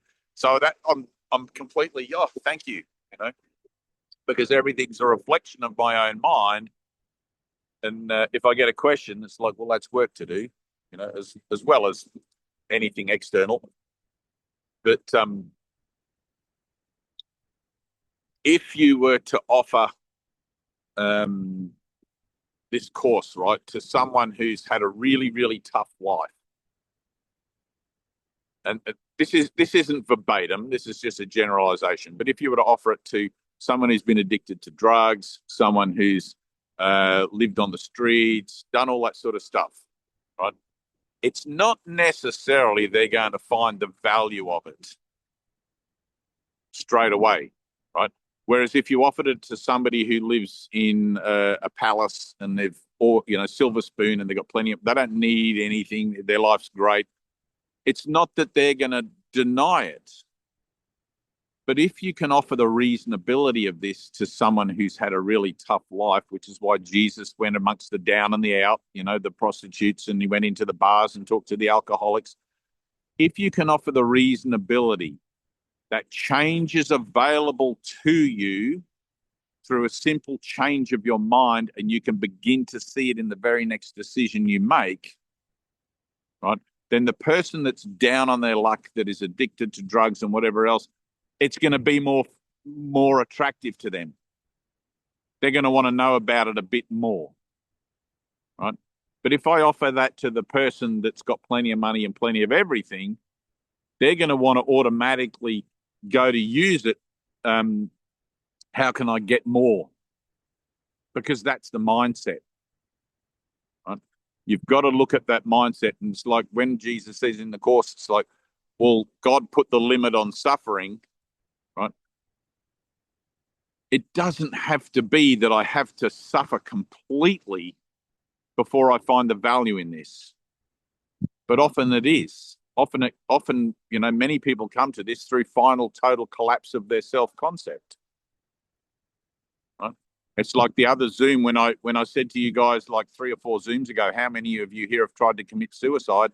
And it's like 5 out of 6 of you put your hand up. Right? And it's like, and I'm in that group. I've been in that place. I've been to that bottom place. But if I said how many of you were born with a silver spoon in your mouth and you've had everything you've ever wanted, it's like there's probably none of you who's ever going to put your hand up. And it's like, well, how do I present this other than by my own example? How do I present this other than just through my own happiness and my own peace and my own reference for it? in a way where those who actually want to become teachers, those who actually see the need in the world, like Jesus says, you don't have to look far to see how many people say they want peace but don't have it. How many people want to actually represent that? Well, here you guys are right in front of me. So it's like whatever I can do. When Tina said to me like a couple of years back now, she said, I really want to do this Zoom and I want you to be on this Zoom thing and I'll organize it, and because she wanted it. And it's like, well, I'm aware there are other guys that want this. But the process of being able to look at it as being reasonable beyond the point of view of just your own interest in it is what I'm interested in. Right? I remember Ted sat one day in the class and he said, I'm a teacher of teachers and I'm teaching you to be teachers of teachers. Right? Because Jesus is calling for teachers. And some of you guys are already representing this. Some of you are already inviting people into your homes. You're doing workshops. And man, my heart just explodes in joy at that. I love that this can be offered formally as well. I mean, even through the workbook, we can just give a book and here it is. And your life doesn't have to be shit. You don't have to hang around me and listen to my words, And that fundamentally to me, that is where my orientation with these Zoom meetings is helping you guys to be helpful. And I don't know how good a job I do with that. I don't know whether I'm a great representative of that or not, but I'm just going to give it everything I got. Because I got nothing else to give other than, my own process. And most of the time, my own witnessing to how this works for me on a personal level is, I recognize, is the most powerful thing I can offer you guys. Because we all put our pants on the same way in the morning. Okay? And I like to offer it that way because I don't like, and Tina will vouch for this, I don't like for you guys to be sitting there in front of me with your hands together as if I've got something you don't have, as if I know something you don't know. This is very much a collaborative venture for me, and we're coming together to help each other remember, to help each other rise up from where it is we seem to find ourselves and remember where we truly are, which is in eternity, dreaming this whole stupid thing. Which is my fault, by the way, which is why I ask you if you have any questions, let me know. I can speed this up. I know the attraction to esteemed figures like the Dalai Lama and people like that, and I know how that attraction, because of that hope, because of that longing for truth. But it is within you already. And I don't mean any disrespect when I say this, but there is no specialness in those people who are regarded as holy people or unholy people, because all you're doing as a holy person, in a sense, and I'm getting off track a little here, but all you're doing as a holy person is simply remembering who you are. It's not any major thing. It's natural. It's a natural occurrence. It's something that is going to happen to everyone. And we're in the process now of, as a group, realizing that that's going to happen to everyone. It's like, oh shit, my awakening is going to happen to me, whether I'm aware of it or not, whether I'm ready for it or not, whether I like it or not. Jesus says you don't even have to agree with this course. In fact, you can disagree with it. You can reject these lessons. It's not going to change anything. The only difference that it might be said to be relevant here is in participating with others, and like in this Zoom meeting, it might help you to collapse time, and it will help you to collapse time. I can guarantee you that. Right? So it's not a matter of whether or not you're going to have an experience. That's verbatim. That's going to happen because God's will already is done. How long you want that to be, 10,000 years or more, that's what we're concerned with here. That's all, right? And to see that that's what we're concerned with here, Looking at the world is essential. Understanding what the world represents is essential. Right? Now, in every country, I mean, where's Claire and Natasha? They're here somewhere in England. There's people, I see it on my thing all the time. There's people putting up flags, and it's like, if you think it's going to stop with people putting up flags, that's, it's not stopping there, right? It's going to get crazier, right? Because something has to give, right? That's a relationship, and you have to be willing to look at it. And I remember when I was protesting deforestation when I was like 19, 18, whatever, and it used to bug me. And the famine in Africa, that really drove me, right? And all these things were triggers for me. I didn't know at the time. I didn't know what was going on. I just thought, why is the world like this? But something had to give. At the point where something gives, it's usually because the ego has exhausted its repertoire of alternatives. Right? Something changes. Now, without the intercession of an alternative to choose between, all that happens is that give point becomes a flip over to the seeming other narrative. Right? So one prime minister becomes another prime minister. Right? But it doesn't have to be that way. One of the things, and this is, I mean, it will always get sucked under, like if you can imagine the world as having an undercurrent, right? No matter how good or how much you might represent things, it will always become eventually an undercurrent. But for a moment, we're called upon to represent something else.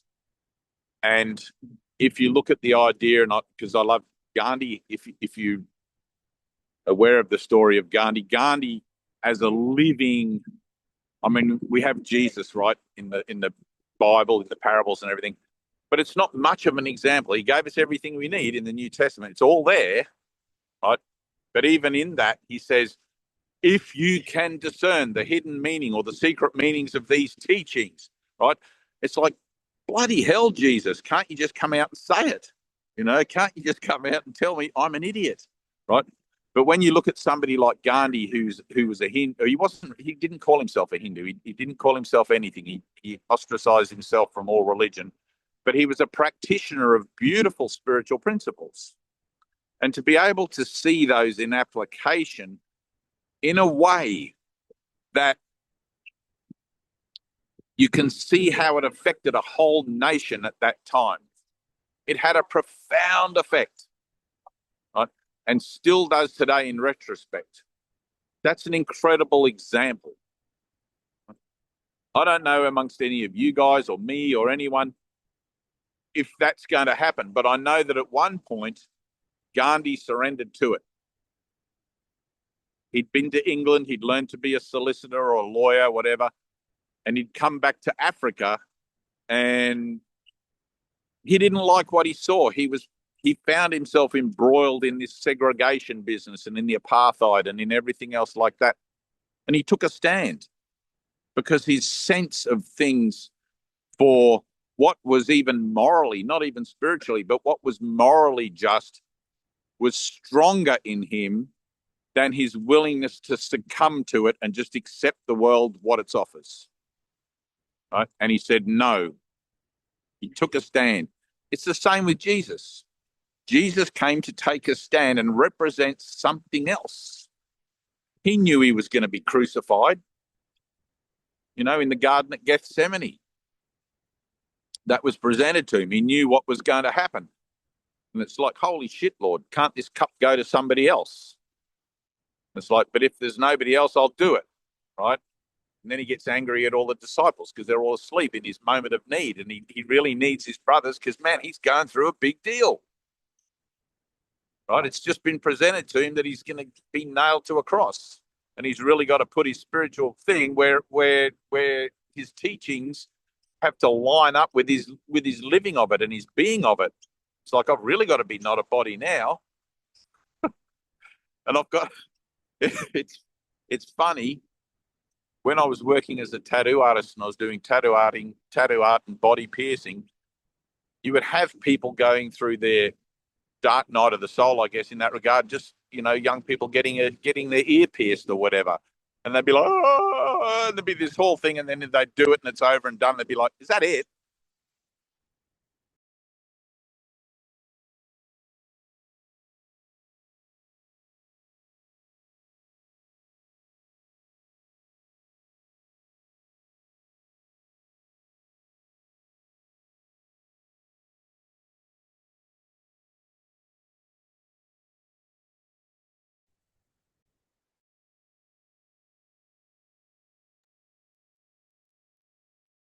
We'll give it a minute.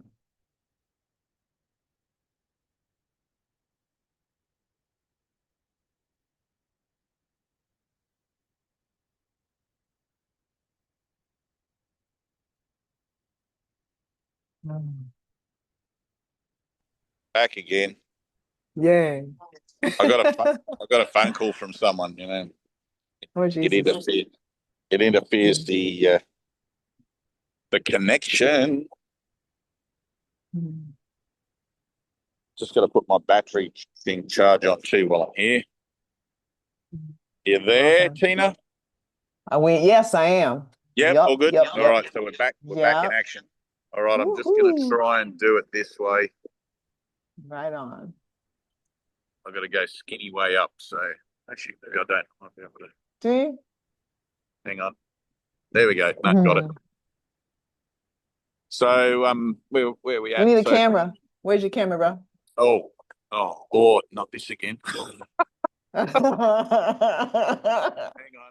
on. Am I there? I'm excited. Nope. Hang on. I can see you guys. Wait a minute. Right on. Wait a minute. What? Okay. All right. No.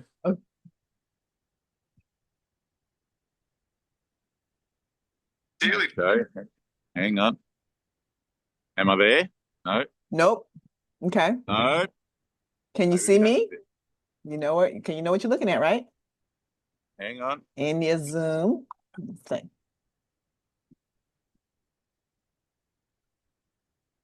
All right. So no, well, this is perfect too. I just got to.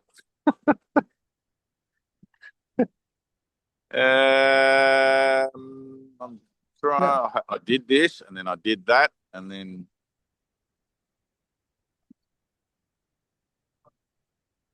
No. Just going to give up, I think. No, you're not. Oh, no, I'm not. All right. No, I'm not. So what you looking at? I can see me and the background filters, and you're looking at. Oh, okay, you're in the wrong place. So all right, click out of that. Up or down, or left or right? I'm on the sideways. Last time, I don't know. Check. Just pick one of them. Last time all you right, just hit. Now I can see all of you guys. Right on. So you're looking at what you can see. You need to turn your camera is not on. Turn it around. Oh no, your camera's not on? I'm looking at dear one. See, I know my camera's not on. So go to the bottom of your screen. I'm at the bottom. I'm at the where your mic is. Okay, so check it out. Oh, I'm gonna turn your mic off, and then you're gonna turn your mic on, and right next to it is a camera.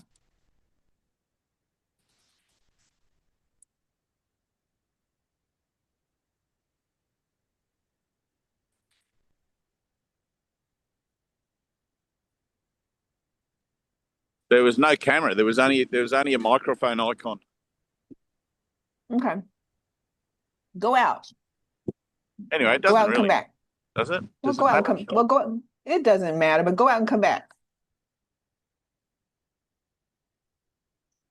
Go out where? X out. I'm everywhere. I know. Where could you go? I know. Where could you go? I'm omnipotent. Where would I go?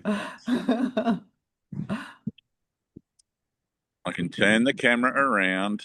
I can. No, really... don't muck with that. Go ahead and X out. Leave. Vamos. Come back. I don't even know how to do that. Hang on. All right, I'm gonna kick you out. I need a miracle. I need. Yeah, yeah. Cool. All right. Everybody pray. We're entitled to miracles. Don't say what the miracle's supposed to look like.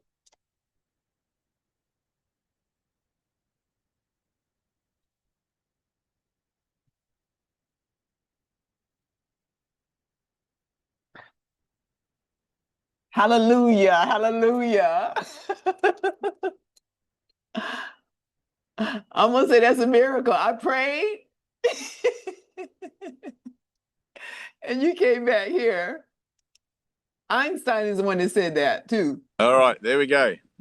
Either everything's miraculous or nothing is. This is a miracle. Right It's on. got to all be miraculous. That's the whole thing. Absolutely. There it is. But when it's right all on. miraculous, then there's no need for the miracle. So that's where we're headed. So anyway, now I'm on battery charge. So who knows what might happen. I just want to I'm touching things again with my untechnical fingers. So Chitra's got an assignment. You two got an assignment. Deb, how's everything in your camp? Carl, everything good? Vinka? Oh, Lord. You've all gone again. Where did you? Oh, there you are. No, gotcha. All right. Anyone got anything? Anna, what's happening with you?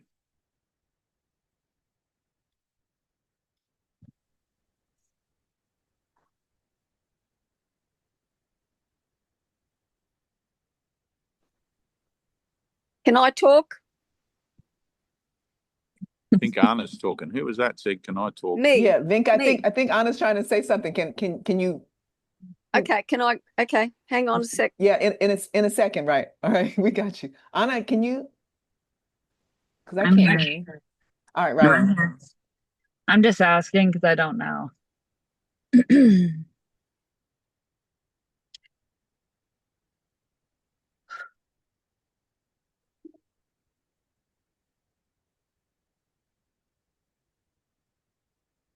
Yeah.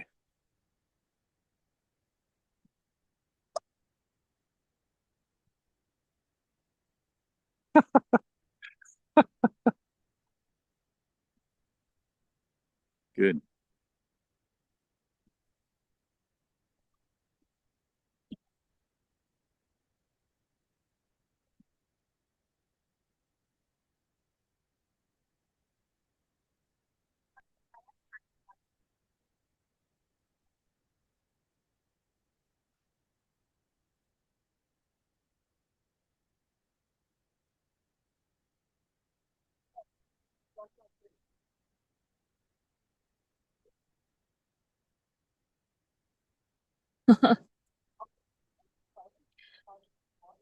See it. Let it come up.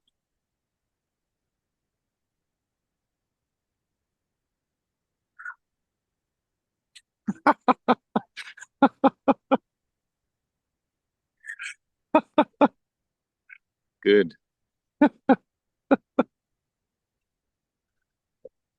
Take a breath.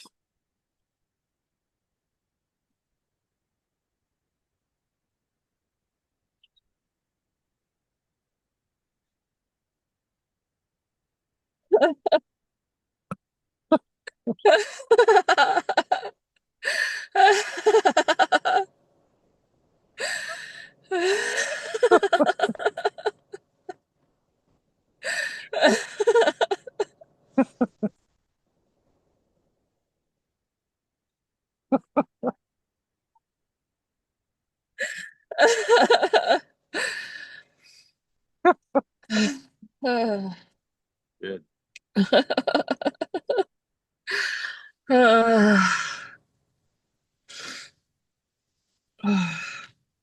Claire. Breathe.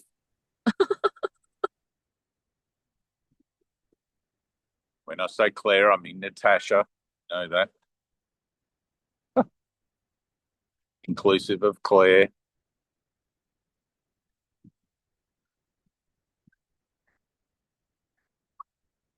It's good. You can feel it. When you start to be still, when you learn how to be still, you can feel it. You can feel the presence of the Spirit within yourself and within each other.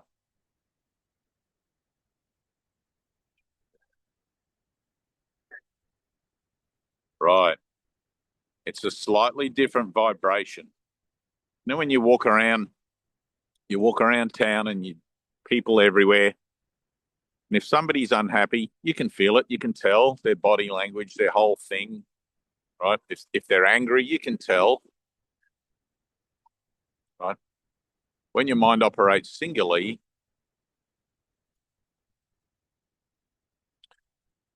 you can tell when there is the opportunity for a joining. You can tell when the holy instant is presenting itself. Okay? And it's a really cool thing. I like it. I mean, I like the phenomena and the joining and the how this happens in the physical plane.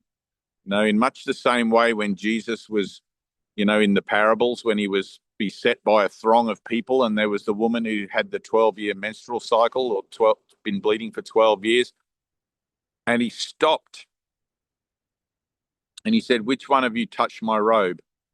Right? And they were all touching his robe. They were all like hands all over him. Jesus, Jesus, you know, he just healed a blind man. It's like, holy shit. And he's walking through the crowd, and they all want to touch him. And there's a woman that grabs the hem of his robe, and he says, "Which one of you grabbed the hem of my robe?" He knew. You got 100 people trying to touch you, or 1,000 people trying to touch you, and he picks one out specifically without having see it. Right? His mind is aware of the opening. His mind becomes aware of when another mind is asking truly for help, when another mind is open to receive.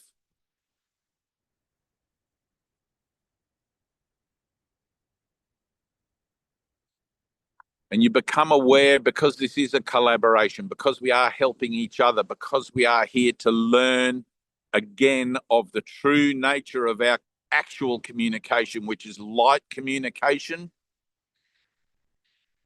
You become somewhat aware of it in each other. And I love how that plays out. Right? I've had it again and again and again.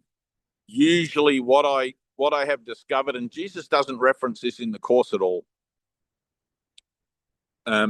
but what I have discovered is that if you are working with the workbook intensely, if you have seen that there is nothing the world offers you that you want, right? It doesn't take long. Within 6 months to a year, maybe even less, your mind starts to have, where's Deb? Is she here? She is, because I remember I just spoke to her. Your mind starts to have these moments of connection, right? When Deb came to our first, we did a light session. We did a 3-day workshop, right? Now, Deb and Carl live over 1,000 kilometers from where we were holding it, and they drove specifically to be there, right? I could tell in Deb that there was an activation waiting to occur. I don't know how I could tell that. It was just this kind of knowing, right? And I worked with Deb for a moment in that first, and when we did our light session, and brought that activation to its fulfillment of of how much she could take on board at that time. I don't really know how to talk about that, but so that she was aware that there was a connection, put it that way, right? That tends to have a reaction in the body, right? You tend to feel it in the body. You get these reactions to the light, which is often jerkiness or lurching or whatever. That's the beginning of your mind opening to other things, your mind opening to true communication. But of course, if you pass judgment and hold grievances and whatever else, it shuts it down again. So the whole process of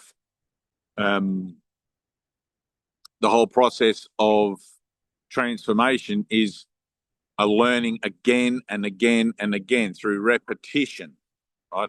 And you'll see where it is you start to open to joy, you start to open to peace and happiness, and then you shut it down again. And it's like, all right, I did it the first time, I can do it again. It's like with faith. Every time you have an action of faith, every time you take a leap of faith, you can't deny that you didn't have that moment of faith before, right? You may face something that seems to be bigger than it in the future, let's say, or in another idea of needing faith. It may seem to be, oh God, I don't know if faith is going to get me over the hump this time. Maybe I'll go with chemotherapy, or maybe I'll go with whatever. But if it worked before, why can't it work again? Okay? Because there's no order of difficulty in miracles.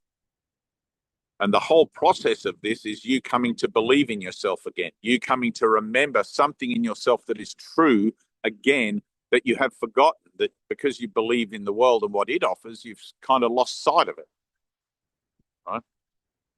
The place where you lost sight of it wasn't in the world.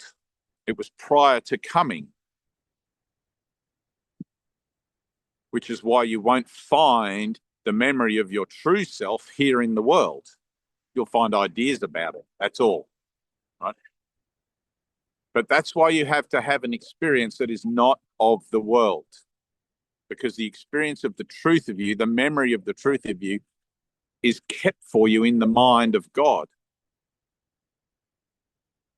So you have that experience out of body. You can call it out of body. I like to call it no world, no body, right?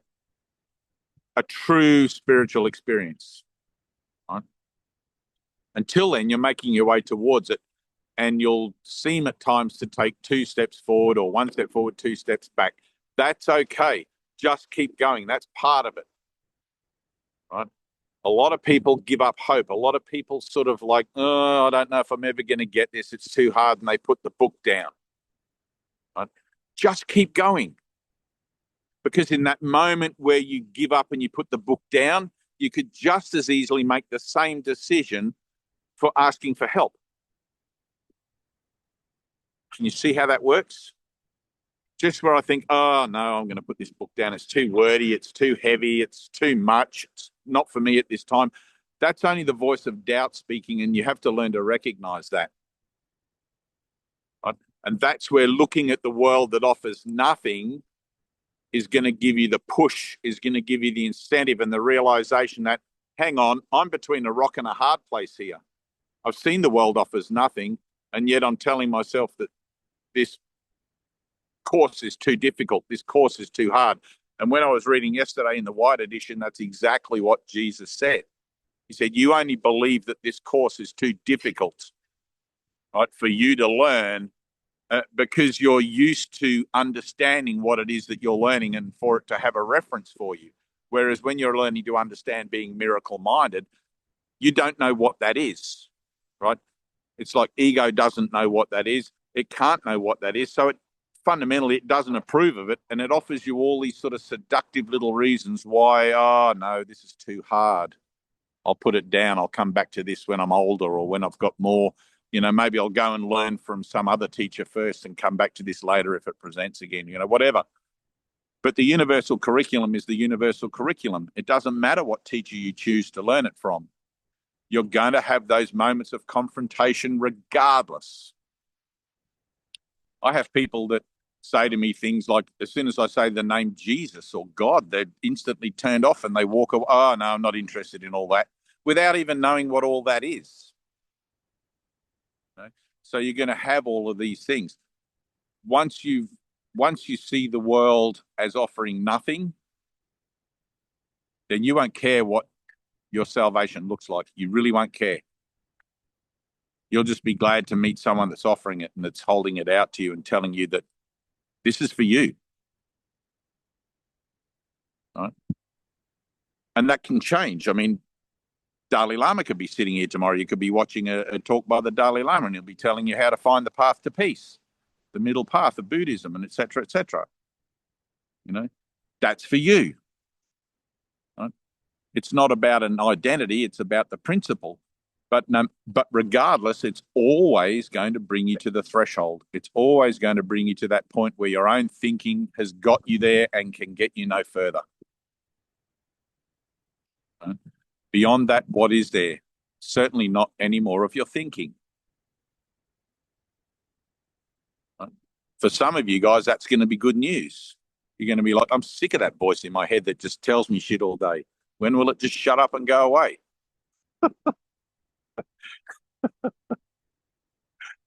Francine's 2 thumbs up. I'm tired of that. I'm tired of that little narrator there. And even when I go to bed at night, just blah, blah, blah, blah, blah, blah, blah. I can't sleep because blah, blah, blah, blah, blah.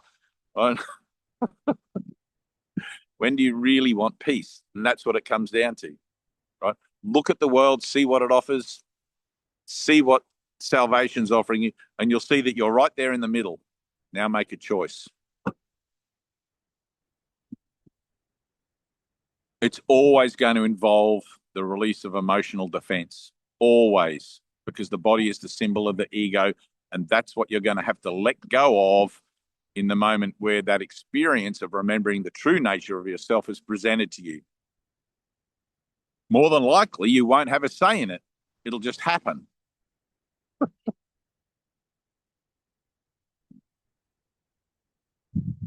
But sometimes you do have a say in it. Right? There have been those people who have just, like the Buddha, sat down under the tree and just thought, fuck it, I just can't keep doing this. I'm just going to sit here under this tree and I'm either going to recognize the truth or not, or I'm going to die. Right? And he was an ascetic at that stage, eating a handful of rice every day. He was this skin and bones. Eventually he realized that doesn't work.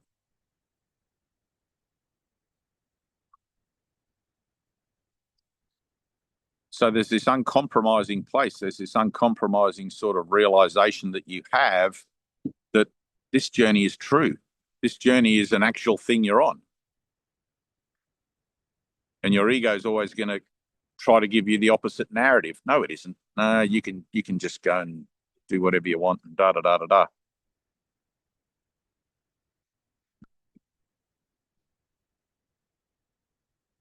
But the fruits of practicing it become obvious.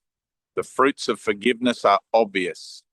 And it is through forgiveness that you learn to communicate again, that you relearn the nature of true communication. Isn't that right, Anna?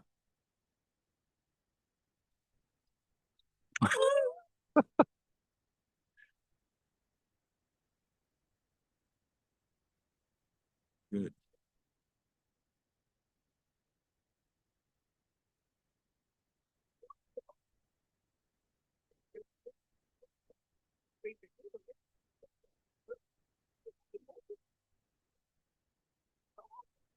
Any questions? Who was it had the question before?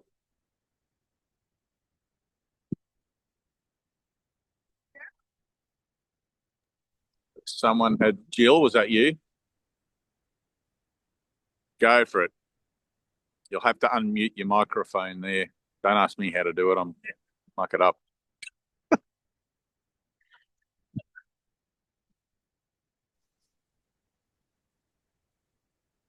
Hi. Hey. Ugh. Well, this is my first Zoom call ever. Cool. So I'm so grateful that I got in a little late, but I've been watching you, Brother Dave, for the last 4 months and studying my Course in Miracles, and the miracles just don't stop coming. Okay. Good. I am euphoric 24/7. My question is, my family, they don't know what to do with me. They're witnessing these miracles happening, even to them. And they're just in a state of, what is happening to you? It's just so hard for them to believe. And I wrote you guys a crazy email the other night because I was ready to run away. And I did run away for the weekend to a little cabin in the woods so that I could just be alone and be with Jesus. And he was instructing me every step of the way what to do. And that was to start a book that I've been putting off for 15 years, a memoir about how I had Jesus as a little girl, although I was in a cult.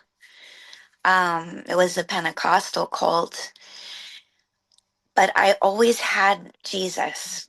I had questions. I spoke to him all of the time, despite a very abusive cult.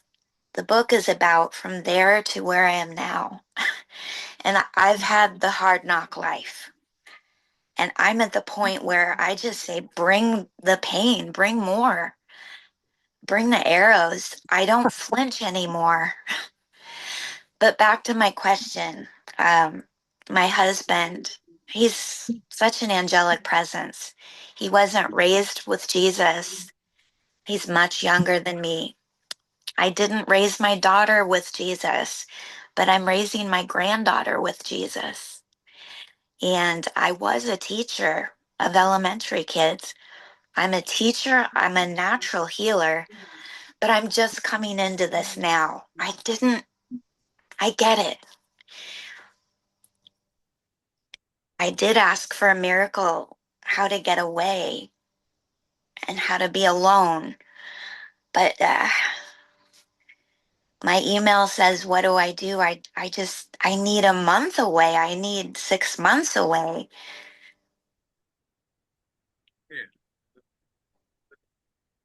So, but thank you for having me here. Did you send me that email? I think I sent it to Tina. I couldn't Okay. find Yeah. yours. Oh, should be there. She can forward it to me anyway. But Yeah. anyway, And I can answer your question quite easily. I mean, it's a pretty common question. A lot of people have that same, I wouldn't call it a conflict, the same situation where you seem to need space and you seem to need time to allow things to integrate and everything else happens like that. All right. So on a physical level, you're going to do whatever you got to do, right? But on a spiritual level or on a higher level, Jesus says very clearly in the Course to ask him to organize time and space for you. Okay. And that's a very real thing. And I've had it happen many times. I mean, it's all a very real thing. But ask him to organize time and space for you. He says he's in charge of time and space, pardon me, which he elected to take on board as the head of the atonement. Okay. Now, you ask through prayer, obviously, heartfelt prayer. And the only reason I'm telling you about it, what it says in the Course, is because I know you can read in the Course these things and not really read it. You know, you can read that not, and it sort of like you might skip that bit or it doesn't stick out at you at the time, but you'll read the Course and other things at the time will stick out to you that seem to be more pertinent to your need as you relate to them. You know, I guarantee you, if you were to read the Course now with that question in mind and start reading it, you would come across something that relates to your situation.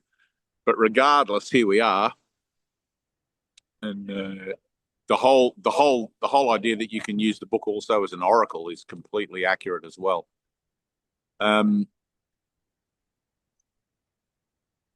Ask and you shall receive is the bottom line, right? Now, in your mind, and I'm just projecting, all right? I'm projecting for a true reason here. In your mind, you're going to have, like you just said to me, you're going to have all these situations, my parents, family, my daughter or my child, and then now my grandchildren, whatever. You're going to have all these things that to you seem almost like immovable objects or almost like things that you don't know how to deal with. Right? And there is going to come in the processing of all the different relationships in which you find yourself, there is going to come those that seem to have more things to deal with than others. Some of them are going to seem quite small and superficial, and I can forgive this and I can get through that and whatever. Other ones are going to have more emotional investment, but you meet them all the same way.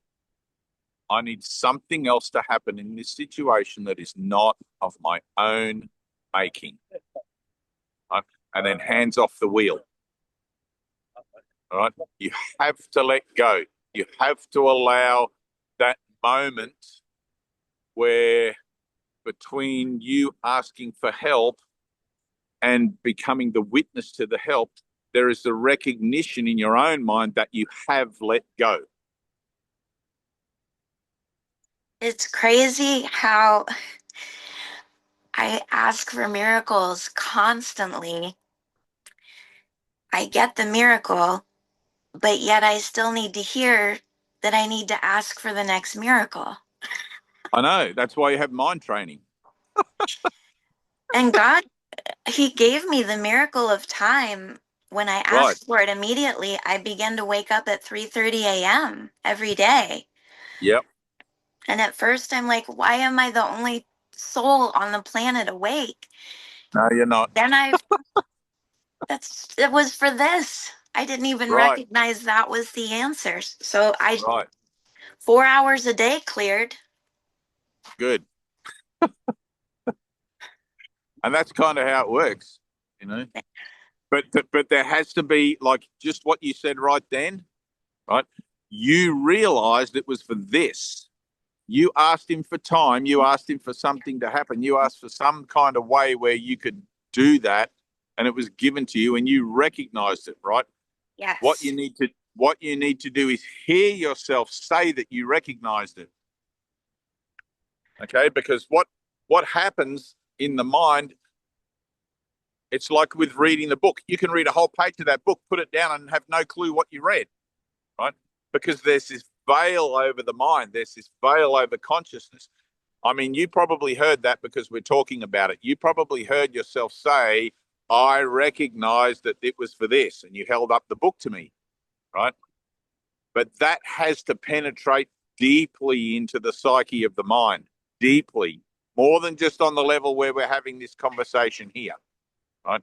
Now, Tina, I love Tina's word for it better. It's the density of the mind that has been affected by, let's say, superficial living externally, living on the surface of life, never really allowing that true intimacy with life to penetrate beyond control.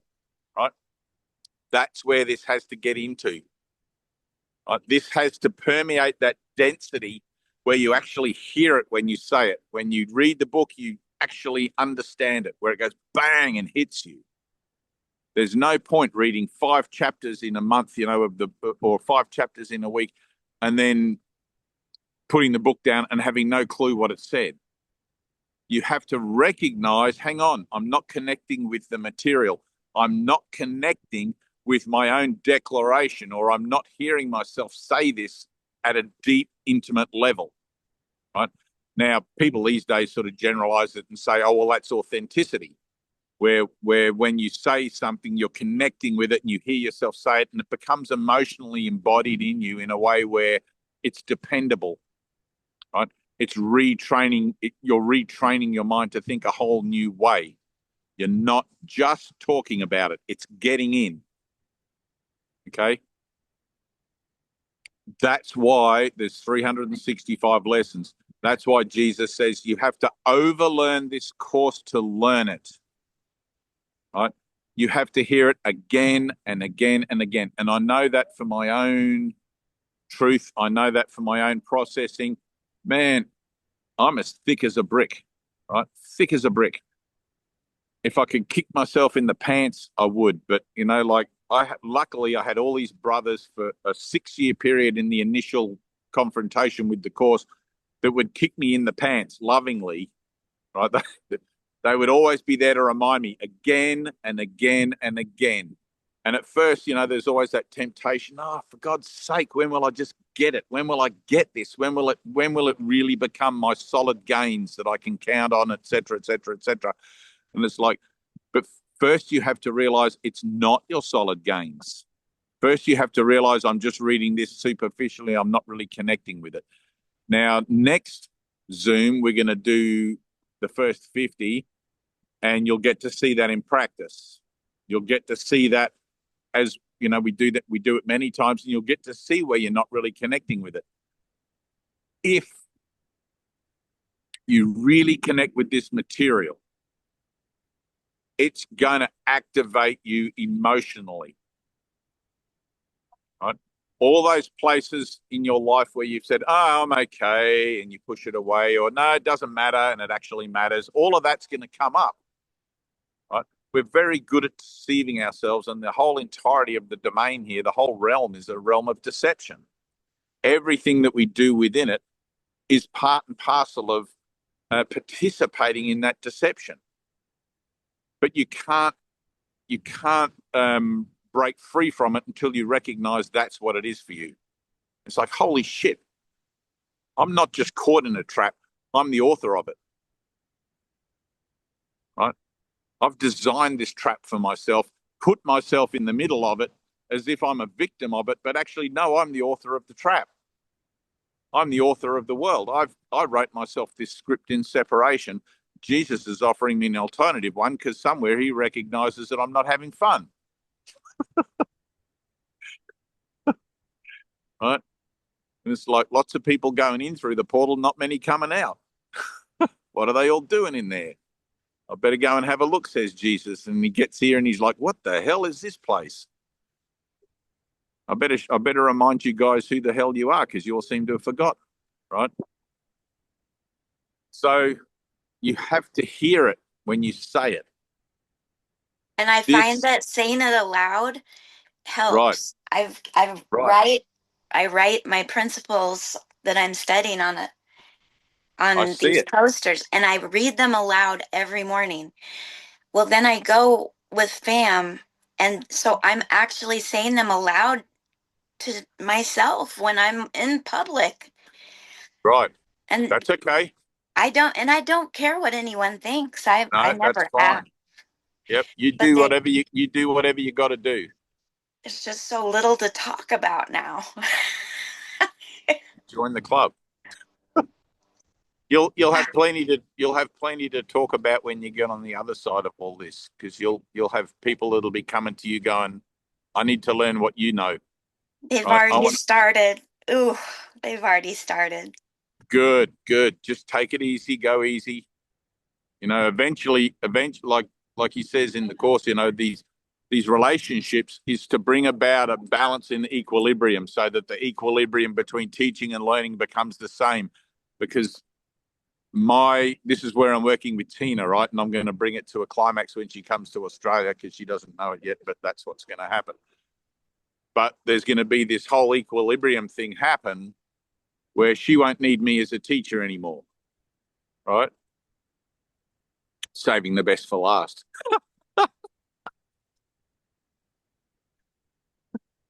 She asked me to be her teacher. I said yes. And that's all going to come to a head, right?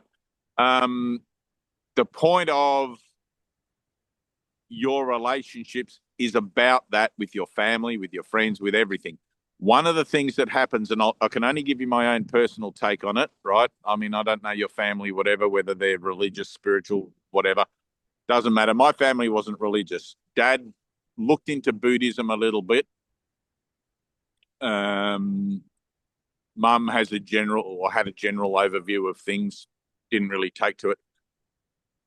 But when I had my awakening, right, it was a full awakening. It was all, I didn't know it was going to happen. I had no idea. It totally changed me overnight, or in twinkling of an eye. When that started to become grounded in a way where I felt like I actually had something to offer, and I knew I wasn't as fluent with it as my teacher, and I knew I was really, like Greta used to say, you're a diamond in the rough, and I knew I wasn't great at being a teacher. but it was only because I had an idea of what I think I was as a teacher and not allowing the true teacher to come forth in me, right? So I had to go to my family, right? So when Jesus went, where was he born? Bethlehem? No, Nazareth, right? So Jesus is born in Nazareth. Is that right? Did I get that right? That's what happened. Bethlehem, right? So, Then right. they moved. They moved. Then he moved to Nazareth, right? Nothing good can Okay. come from Nazareth. There But you go. he, blah, blah, blah. Hang on, I'm getting a thing. There was a point in it where he had to go back there. Okay. He'd started doing the miracles or whatever. He had to go back because he knew that everybody back there still saw him as the carpenter's son. And that was a point of declaration. He had to declare himself. He had to declare his truth to those who already knew him. And they said, "You're not the Messiah. You're just the carpenter's son. Get out of here. What are you talking about? Right? You're crazy. Blasphemy, whatever." Right? The same thing's going to happen for you. The same thing happened for me, right? I had to go to my family. I didn't have to, I guess, but I felt like I was drawn to do it. And I had to make a declaration to them. I said, I'm not your son anymore. I said, I'm not. I said, I still am in a physical sense, but I'm changed now. Something's happened to me. I can't really explain it. And I said, but there's this thing called salvation that I'm participating in now, and I have to offer it to you. Mum almost had a heart attack. She's like, she didn't want to know about it. And Dad was kind of silent. You know, he didn't know what to. He was sort of contemplative and whatever. And even today, he's still kind of open to the ideas, but he never. I mean, he's, you know, but and I also realised that in Airlie Beach, that little town that I used to live at, near where Deb and Carl are, in my 20s to almost my 30s, I lived a high life there, right? I'd struggled with my sense of self. I'd struggled to find belonging and a place in the world, etc. And I'd become probably unrecognized at the time, but I'd become an alcoholic, addicted to whatever drugs I could get, all this sort of stuff. On one hand, I was living my life trying to meditate, trying to find purpose. And on the other hand, I was supplementing my failure to do that with filling in the emptiness, right, with drugs and alcohol. But I recognized after my awakening, I had to go back there. I had to go back to Airlie Beach, see all my same old friends who were still drinking, taking drugs, doing the whole thing. And I had to present myself. Right? And at first, they were glad to see me. "Hey, Dave, you're back. Where have you been?" You know, it was like 5 or 6 years since I'd gone, had my awakening, whatever, and the whole thing. And I got invited to all the parties as expected and everything else, but I didn't drink. Right? I wasn't taking drugs, and I'd made that decision. It's not that I couldn't if I wanted to, but I just didn't want to. It just wasn't in me, right? And they'd realized I had changed and I wasn't going to compromise that change. And I didn't get invited to any more parties. I didn't get invited to any more anything. And I found myself having made my declaration of who I was to my old ideas about myself. I was the witness to the truth of it for me, right? I witnessed the truth of my occurrence to me in the face of some of my biggest pre-enlightenment witnesses, if you like, that would have spoke of me in public as, "Oh yeah, Dave's an alcoholic like us. Dave's a drug addict like us." All of a sudden, I didn't fit in that bracket, and they kind of rejected me. You know, not in any kind of a way. Just, you know, I didn't get any phone calls. You know, it sort of fell away, and I realized that was done. I'd given my witness, I'd given my testimony to the world, and the world had rejected me. Right? It's the same with Jesus going back to Nazareth. Right? Same thing exactly. Had to go back there, had to declare himself, and was rejected. The world has to reject you when you take on this teaching because they don't know what to do with you. If you're not choosing from the left or the right, if you're not choosing for this or the that, where do you fit in? You don't fit in. They're riding my coattails. Right. They're happy to. Right. That's fine. But on the other end of that, You don't want to cast your pearls before swine. Remember, there is no family, there is no friends. There's no such thing as friends in salvation. There is just my mind, right? And it's up to you. You are the one that has to decide whether, and you'll find this for yourself out, you'll find whether they're for you or against you, right? They can't be partly for you. That means they're against you. It's either all or nothing, right? And there was a point where I realized that my family was against me. They would never come out and say so much, but they'd just say, as long as you're happy, dear, that's all, that as long as you're happy, right? And I knew it was pointless casting my pearls before swine. I wasn't going to make any more effort. Mm. And I stopped making that effort, and I had to move on. I had to dust off my sandals, and I had to move on. And I knew that. And it brought up a lot of that emotionality of, but these are my people. These are my family. This is, but it's like Jesus says, in the Bible, he said, anyone who leaves their mother and father for me will find the kingdom of heaven. Anyone who, gives up the world and follows me, it's a tough teaching in that regard. But you're learning that my family and my friends and my kids, even all of those people that were once special to me in some regard, that equilibrium of my divine relationship brings it all into harmony where they're not more special than other people. And they're also not less special than other people. And I realize that I now have to be about what I'm doing for them. Right? That is the greatest gift I can offer them, is to get on with my own awakening. And through my own awakening, automatically, the nature of my own vibration changes the nature of everything around me. I don't need to any longer be concerned about the specifics of maybe I can help this person, or maybe I can save that person or fix that person, or maybe they'll hear it if I say it this way or that way. All of that kind of falls away, and you reach a point in your own mind where you realize you could just sit on a mountaintop for the rest of your life and process your own thinking, do this whole thing, right? No one need even know you were in the world at all and still fulfill your atonement perfectly. Does that make sense? Yes, absolutely. Right. But you will find that there will be those who are put in front of you, and you'll make the offer, and you'll, I've had people, especially on Facebook, because Facebook tends to reflect, it does a very good job anyway of reflecting the superficiality of back and forth. I wouldn't even call it conversation. Right? It's so gross. It is, but you know what? Occasionally I'll come across a situation where it's like with Anna,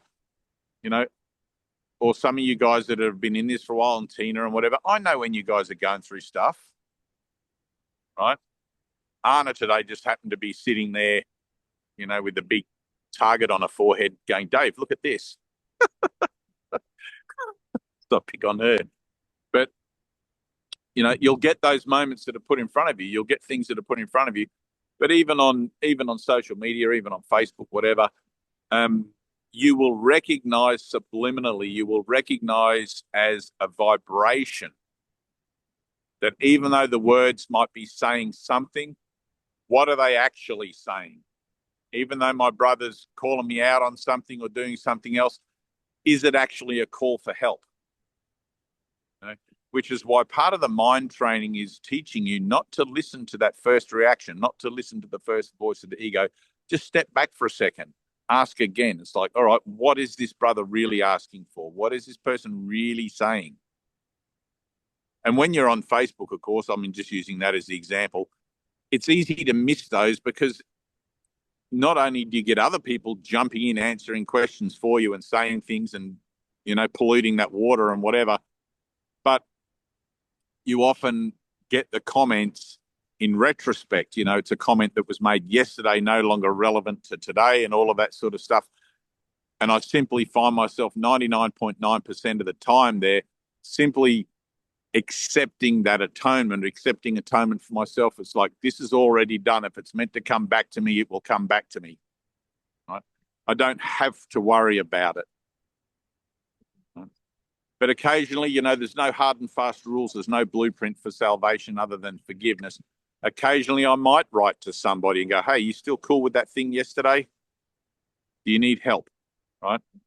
Because the perception is altruistic. It's not like be here now is the place where I find the light in my mind. Right? But Jesus is able to transverse the ladder of time and space as well. Right? Jesus can use time. I can use time. I can go back to something we said last week and give an example of something last week to bring about a cessation or a healing of something that is occurring in this moment if I need to be, right? I'm aware that it's egoistic. I'm aware that it's an example. I'm aware that it's in the past. But my mind doesn't work that way, right? It's like when you read the Bible and you're reading the parables, it's like that's 2,000 years ago. But you can bring that into a currency for yourself right here, right now, right? As long as you remember your single purpose, as long as you remember what you're about. Otherwise, it just devolves into storytelling. Right? What is the point in storytelling if there is no purpose, if there is no opening wherein the telling of that story is going to bring about a reappraisal of the present moment for a new decision to be made? I'm learning to choose again. Choose again. You ready?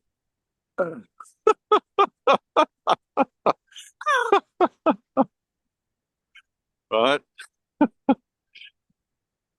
Tina felt that one. Deb felt that one. Right? I'm learning to choose again for the holy instant where I refuse for a moment to complete the narrative that my mind seems to tell me about what I think is actually going on here, because there is actually nothing going on here at all. We seem to have this whole 365 lessons to bring us to the most obvious of conclusions, how simple salvation actually is. I seem to be separate from God, but I'm actually not.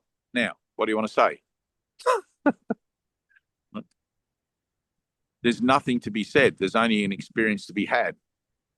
When you get to that place where there's nothing to be said, be still, draw your circle. Right, there. Good. Good.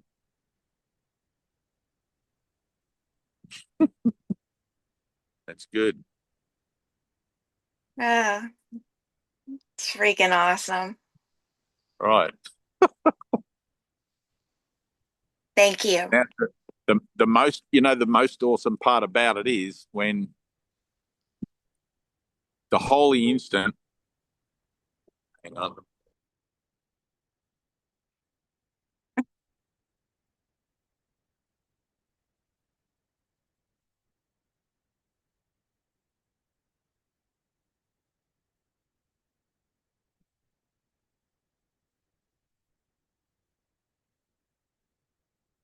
Uh, my phone seems to cut out when I get a phone call. So, but we all gone. So the most awesome part of it is where, right. So now, so you and I are having this back and forth, right? Where you're remembering how something occurred for you. It's not that you're actually witnessing something you don't know and that hasn't already happened, right? This is a memory, right? You're experiencing how it is that your awakening proceeds, how it is that you begin to participate with it so as to lubricate the sides, right? It's like sex, little bit of lubrication. Your participation helps to lubricate the sides. And that's not a great analogy, I just got told. But anyway, so the visuals, but where it goes to from there is into your meditative efforts, right? So in the workbook, towards the end of the workbook, where Jesus encourages you for half an hour to an hour to practice being still, we say God is, and then we cease to speak. Mm-hmm. The here and the now, where that holy instant actually comes from, becomes more easily available to you the more practice and effort you've put into forgiveness as relieving yourself from the temptation of the outside world. Okay, the temptation to believe that it's real and that you have to interact with it at all or react to the dream figures at all in any way, including your own family, who are going to be some of the biggest emotional confrontations that you'll have to make in this, right? In the meditation, when you get to that point, right, and it is a process, you have to accept that it's a process, and, you know, like I find my feet here, and I'm going to accept that I'll get to wherever that is, and occasionally I'll have insights. Oh, I wish I was more advanced, or I wish I was further ahead than I am. It's like, no. Right here, right now is where I am. And that's what you're learning to transfer into your meditative effort so that you can couple that up, if you like, with the mind training of being still and actually find yourself up against the threshold of consciousness in your own mind, right? In a place where in Buddhism they call it no mind. In Hinduism they talk about it as the confrontation with the void, or entering the void. And going into the holy instant is the same thing. And I often use the example that if you had a sweater that was knitted, right? Your grandmother made you a knitted sweater out of wool.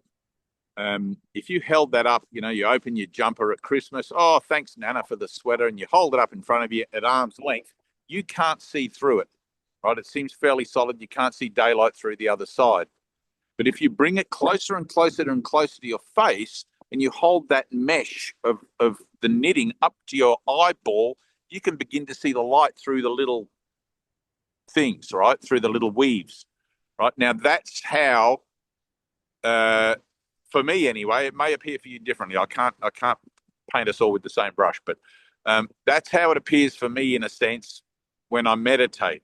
Not that I don't meditate anymore, but when I did meditate, I would find myself in the here and the now being silent. And in that silence, the mind automatically does its own thing, right? Jesus says, let it go, it knows the way, right? It does knows the way, and it'll push up against the threshold of that consciousness to the point where you will begin to experience seeing the light on the other side. But at a distance, when your mind is not totally pinpoint, it seems to be, how can I see through this knitted jumper? It's impossible, right? But the more you focus on here and now, here and now, here and now, here and now, you're bringing it closer to you. The more disciplined your mind training becomes, you're bringing that pinpoint of here and now right down to, like, it's finer than a pinpoint, right? You're bringing it into your awareness. You're connecting with it. You're allowing yourself to say yes to that, and at the exclusion of everything else, right? Which isn't really excluding anything else, because it isn't anything anyway, right? It's just mind chatter, right? But you have to go into that place. You have to recognize this is mind chatter, and you'll get it even down to the point where, is this me being quiet? Am I listening? Is my mind silent? That's still mind chatter, right? We get to the point of saying God is, and then we cease to speak. But one of the initial parts that you're recognizing now, and you said, I've been having all these miracles, everything's changing, that will continue to happen. And you'll realize through these conscious shifts that at first you'll think this is the way that it is. This is what happens. Oh, I have these shifts. I have this, everything changes, it just gets better and better. That does. But eventually it takes an inward turn. And you'll find yourself spending more time in meditation, more time in prayer, more time in all of that sort of stuff. And I've done plenty of videos about that, I think. But it occurs naturally. It just occurs as part and parcel of doing the course. All right. But I think for today, for the purpose, and I'm going to wrap it up in a second, but for the purpose of this group meeting, just bringing about that understanding that no matter what it is in the world, it's all the same thing. It's like, I really want to get you guys to look at that, because somebody said to me the other day, can we do more meditations? I think it was Kevin. I don't know if he's here today. Can we do more meditation? And it's like, yeah, absolutely we can, because we've got a fairly regular group now. I mean, you're new, but we've got a fairly regular group now of guys that have been coming for a while, probably ready for more and ready to push into it. It's difficult to expand out on everything that I'm able to offer you through this media, because new people are always coming. And I always think, as my teacher taught, the new guy's the most important person in the room, right? So if I do end up just sitting here covering the basics again and again, so be it, you know. But at some point, it is nice to get into the more celestial parts of salvation, rather than just the mind training. The mind training is boring as hell. Forgiveness is terrible. Who the hell wants forgiveness, right? But that's how it starts. That's the process. Forgive, forgive, forgive. Miracle, miracle, miracle, until you can get past that, where you don't need miracles, right? It's just your natural state of mind returned to you, and it's no longer questionable. You won't have questions. How do I deal with this? How do I deal with those people? How does all of that sort of falls away gradually, right? So, and that's good. I'm glad that all of that stuff is happening for you. I can see there's a lot of light about you, actually. So looking at it, so good. All around the top of your head. And it's not just that hair you've got up there. It's my antenna. It's my antenna, my horns. Right. It's working. Thank you. I'm excited for that part. I'm exhausted. I'm exhausted. Well, you know, you can use that too. I mean, I'm exhausted. What is that? What is the idea that I'm exhausted? It's just an idea of limitation, right? Don't look to the future. It's like when you say, I could do that, I could use that too. It's like, don't look to the idea of the future as an idea where you're not going to be exhausted. It's like, oh, I'm exhausted. I need a miracle. Right? I need help. It's the amount of miracles I feel is creating the exhaustion, because I'm just so No. It's not.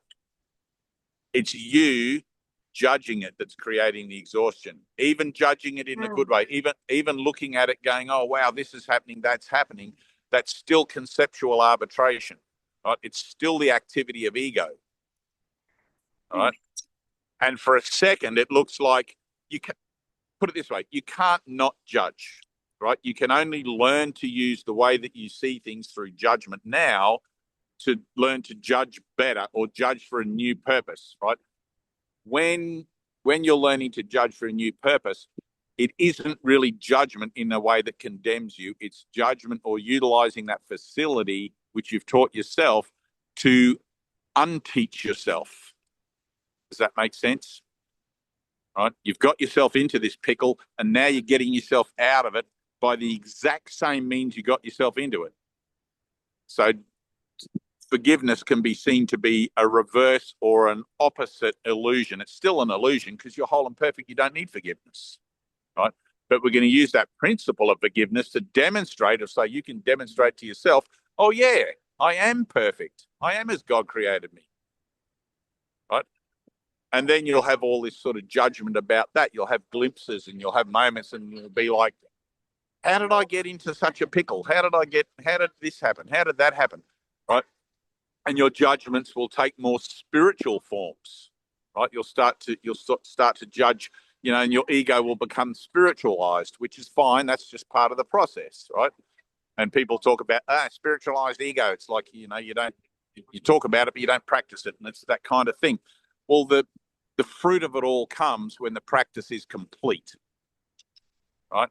Now that's going to happen momentarily, in a moment of asking for help, and it's going to happen at the end of it, where, like in the Course, Jesus says the last block to the awareness of love within yourself is actually believing there is one, right? And you will have this kind of like boom tish moment where you realize it's like, holy shit, I'm at peace, right? And you'll be like, how did this happen? My mind is quiet. I don't have any dramas. Everything's good. And I got nothing to complain about, right? and you'll have that moment where you recognize it. And I had that moment a few years ago. It was like 3 or 4 years ago, and I realized, and I was looking at that idea that the last obstacle to peace is the belief that there is one. And I'm like, well, if I'm believing that there is one, but it actually isn't, how am I going to know if I've still believe in it? Because there's nothing to believe in, right? So, but in that same breath, you realize, if you can even ask yourself that question, you're already in the clear. Just looking back on something, it's like, oh shit, I'm just going to take Jesus at his word. I'm at peace, right? And the mind training starts to work automatically, right? You work the program. It's like AA. You work the program until it works you. But it's like you don't have to wait. It's like the idea that I'm exhausted. It's like you're fighting against yourself. It's the only thing that can exhaust you. I'm fighting against myself. I've been doing that as what I think I was as a human being, with a conceptual thought system, a dualistic thought system, etc. And I'm going to take that mind and I'm going to superimpose spirituality over it. And I'm going to do that with my spirituality. The only difference is that the principles of your spirituality are designed to get you out of that habit, whereas the principles of your worldly education aren't. They're designed to keep you in the habit. Does that make sense?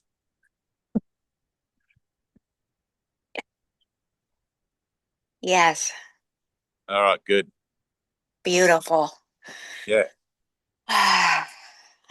Good. There you go. All right. Anyone else got a question? Vinka. Anything? Huh? Vinka's Where been is waiting Vinka? for. I know she put her hand up there before somewhere. Hey, Vinka. Cool. What's right going on? I see you.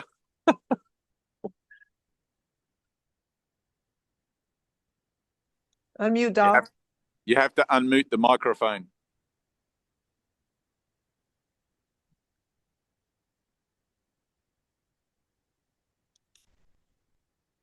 No.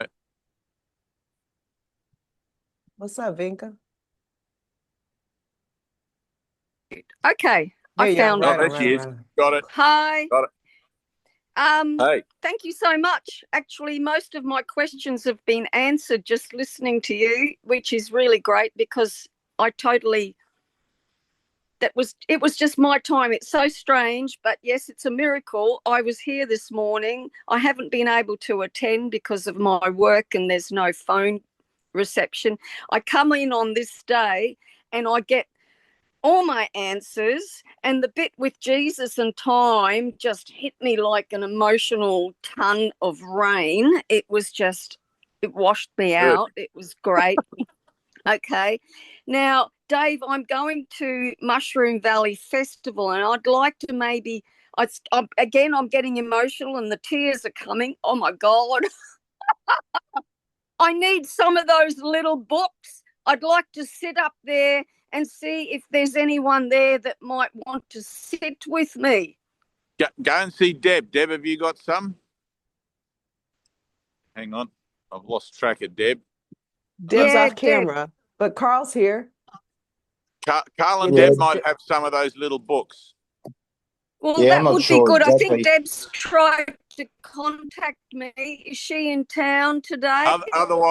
Otherwise, I can mail you up some. Just send me a reminder after, and I'll send you some. I found another okay. whole. That would be cool. Yeah. Vinker, All right. I'll Well, have a I'll talk see to if Deb. Deb's got some. Yeah, that would be awesome. Because I'm heading up to Mushroom tomorrow. But Right. Okay.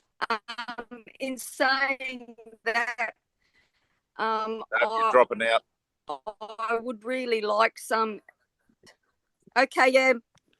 Thanks, Dave. No worries. We'll organise it. Thank you. Thank you. All right. All right. I'm going to go. I love you guys. Yeah. Peace Anyone and else? love. Anything? I'll do that. I'll do that little video this week for the Phonetics thing, for the reading for you guys, Noodle and Gay.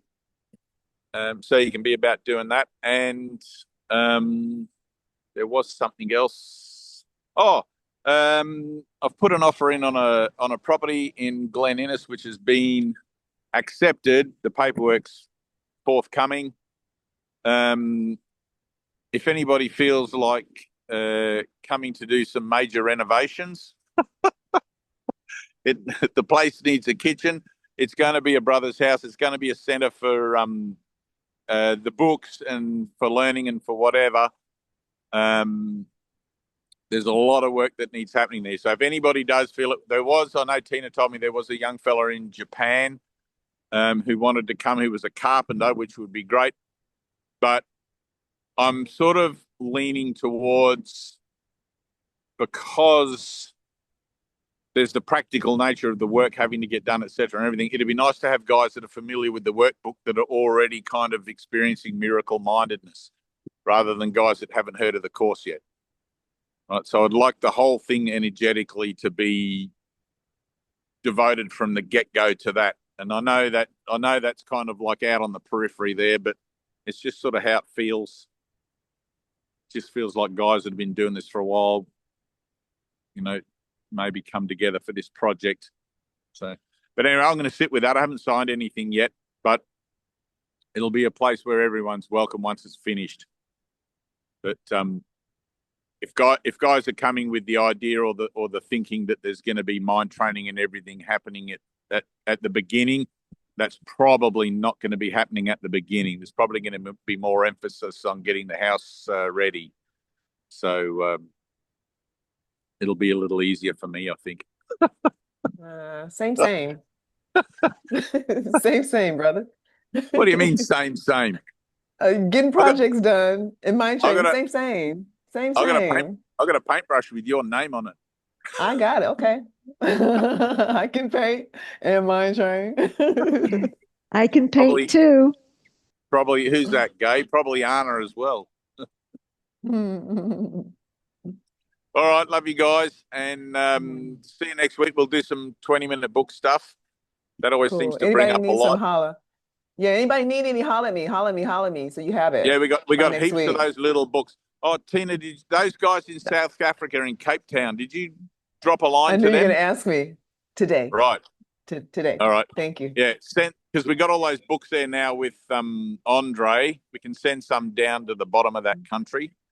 Yes. And it wouldn't surprise me if more Africa connections start to open up now, because we've said yes to that. So, and where's Dave? That's Francois' group. Oh, it is Francois' group. Yeah, that's cool. That's the offset of David Hoffmeister. Yeah, I know those people. Right, okay, all right. Well, maybe they might want books. I know David Hoffmeister has a lot of materials and stuff that he gives his groups. I don't think they do the 20-minute book though. So cool. I'll reach out. Well, maybe Francois might introduce them to that, because it really is powerful. Absolutely, so, I thought the same time. Where's Dave in Vietnam? Did we find a translator for Dave in Vietnam yet? Just before we go. Yeah, I got a translator. I got a translator. One? Yeah. All right, get them onto it. I mean, I don't have a native speaker yet, but we're gonna get the first run. All right, we'll work it out. Cool. We'll do the first part. Peace. Love you guys. See you in the next whatever this. God willing, creek don't rise. Love you guys. I'm gonna sit for a minute. Me too. Right on. Stay with me a while and pray. I'm in the Garden of Gethsemane. Can you stay with me a while? Right on. Miracles.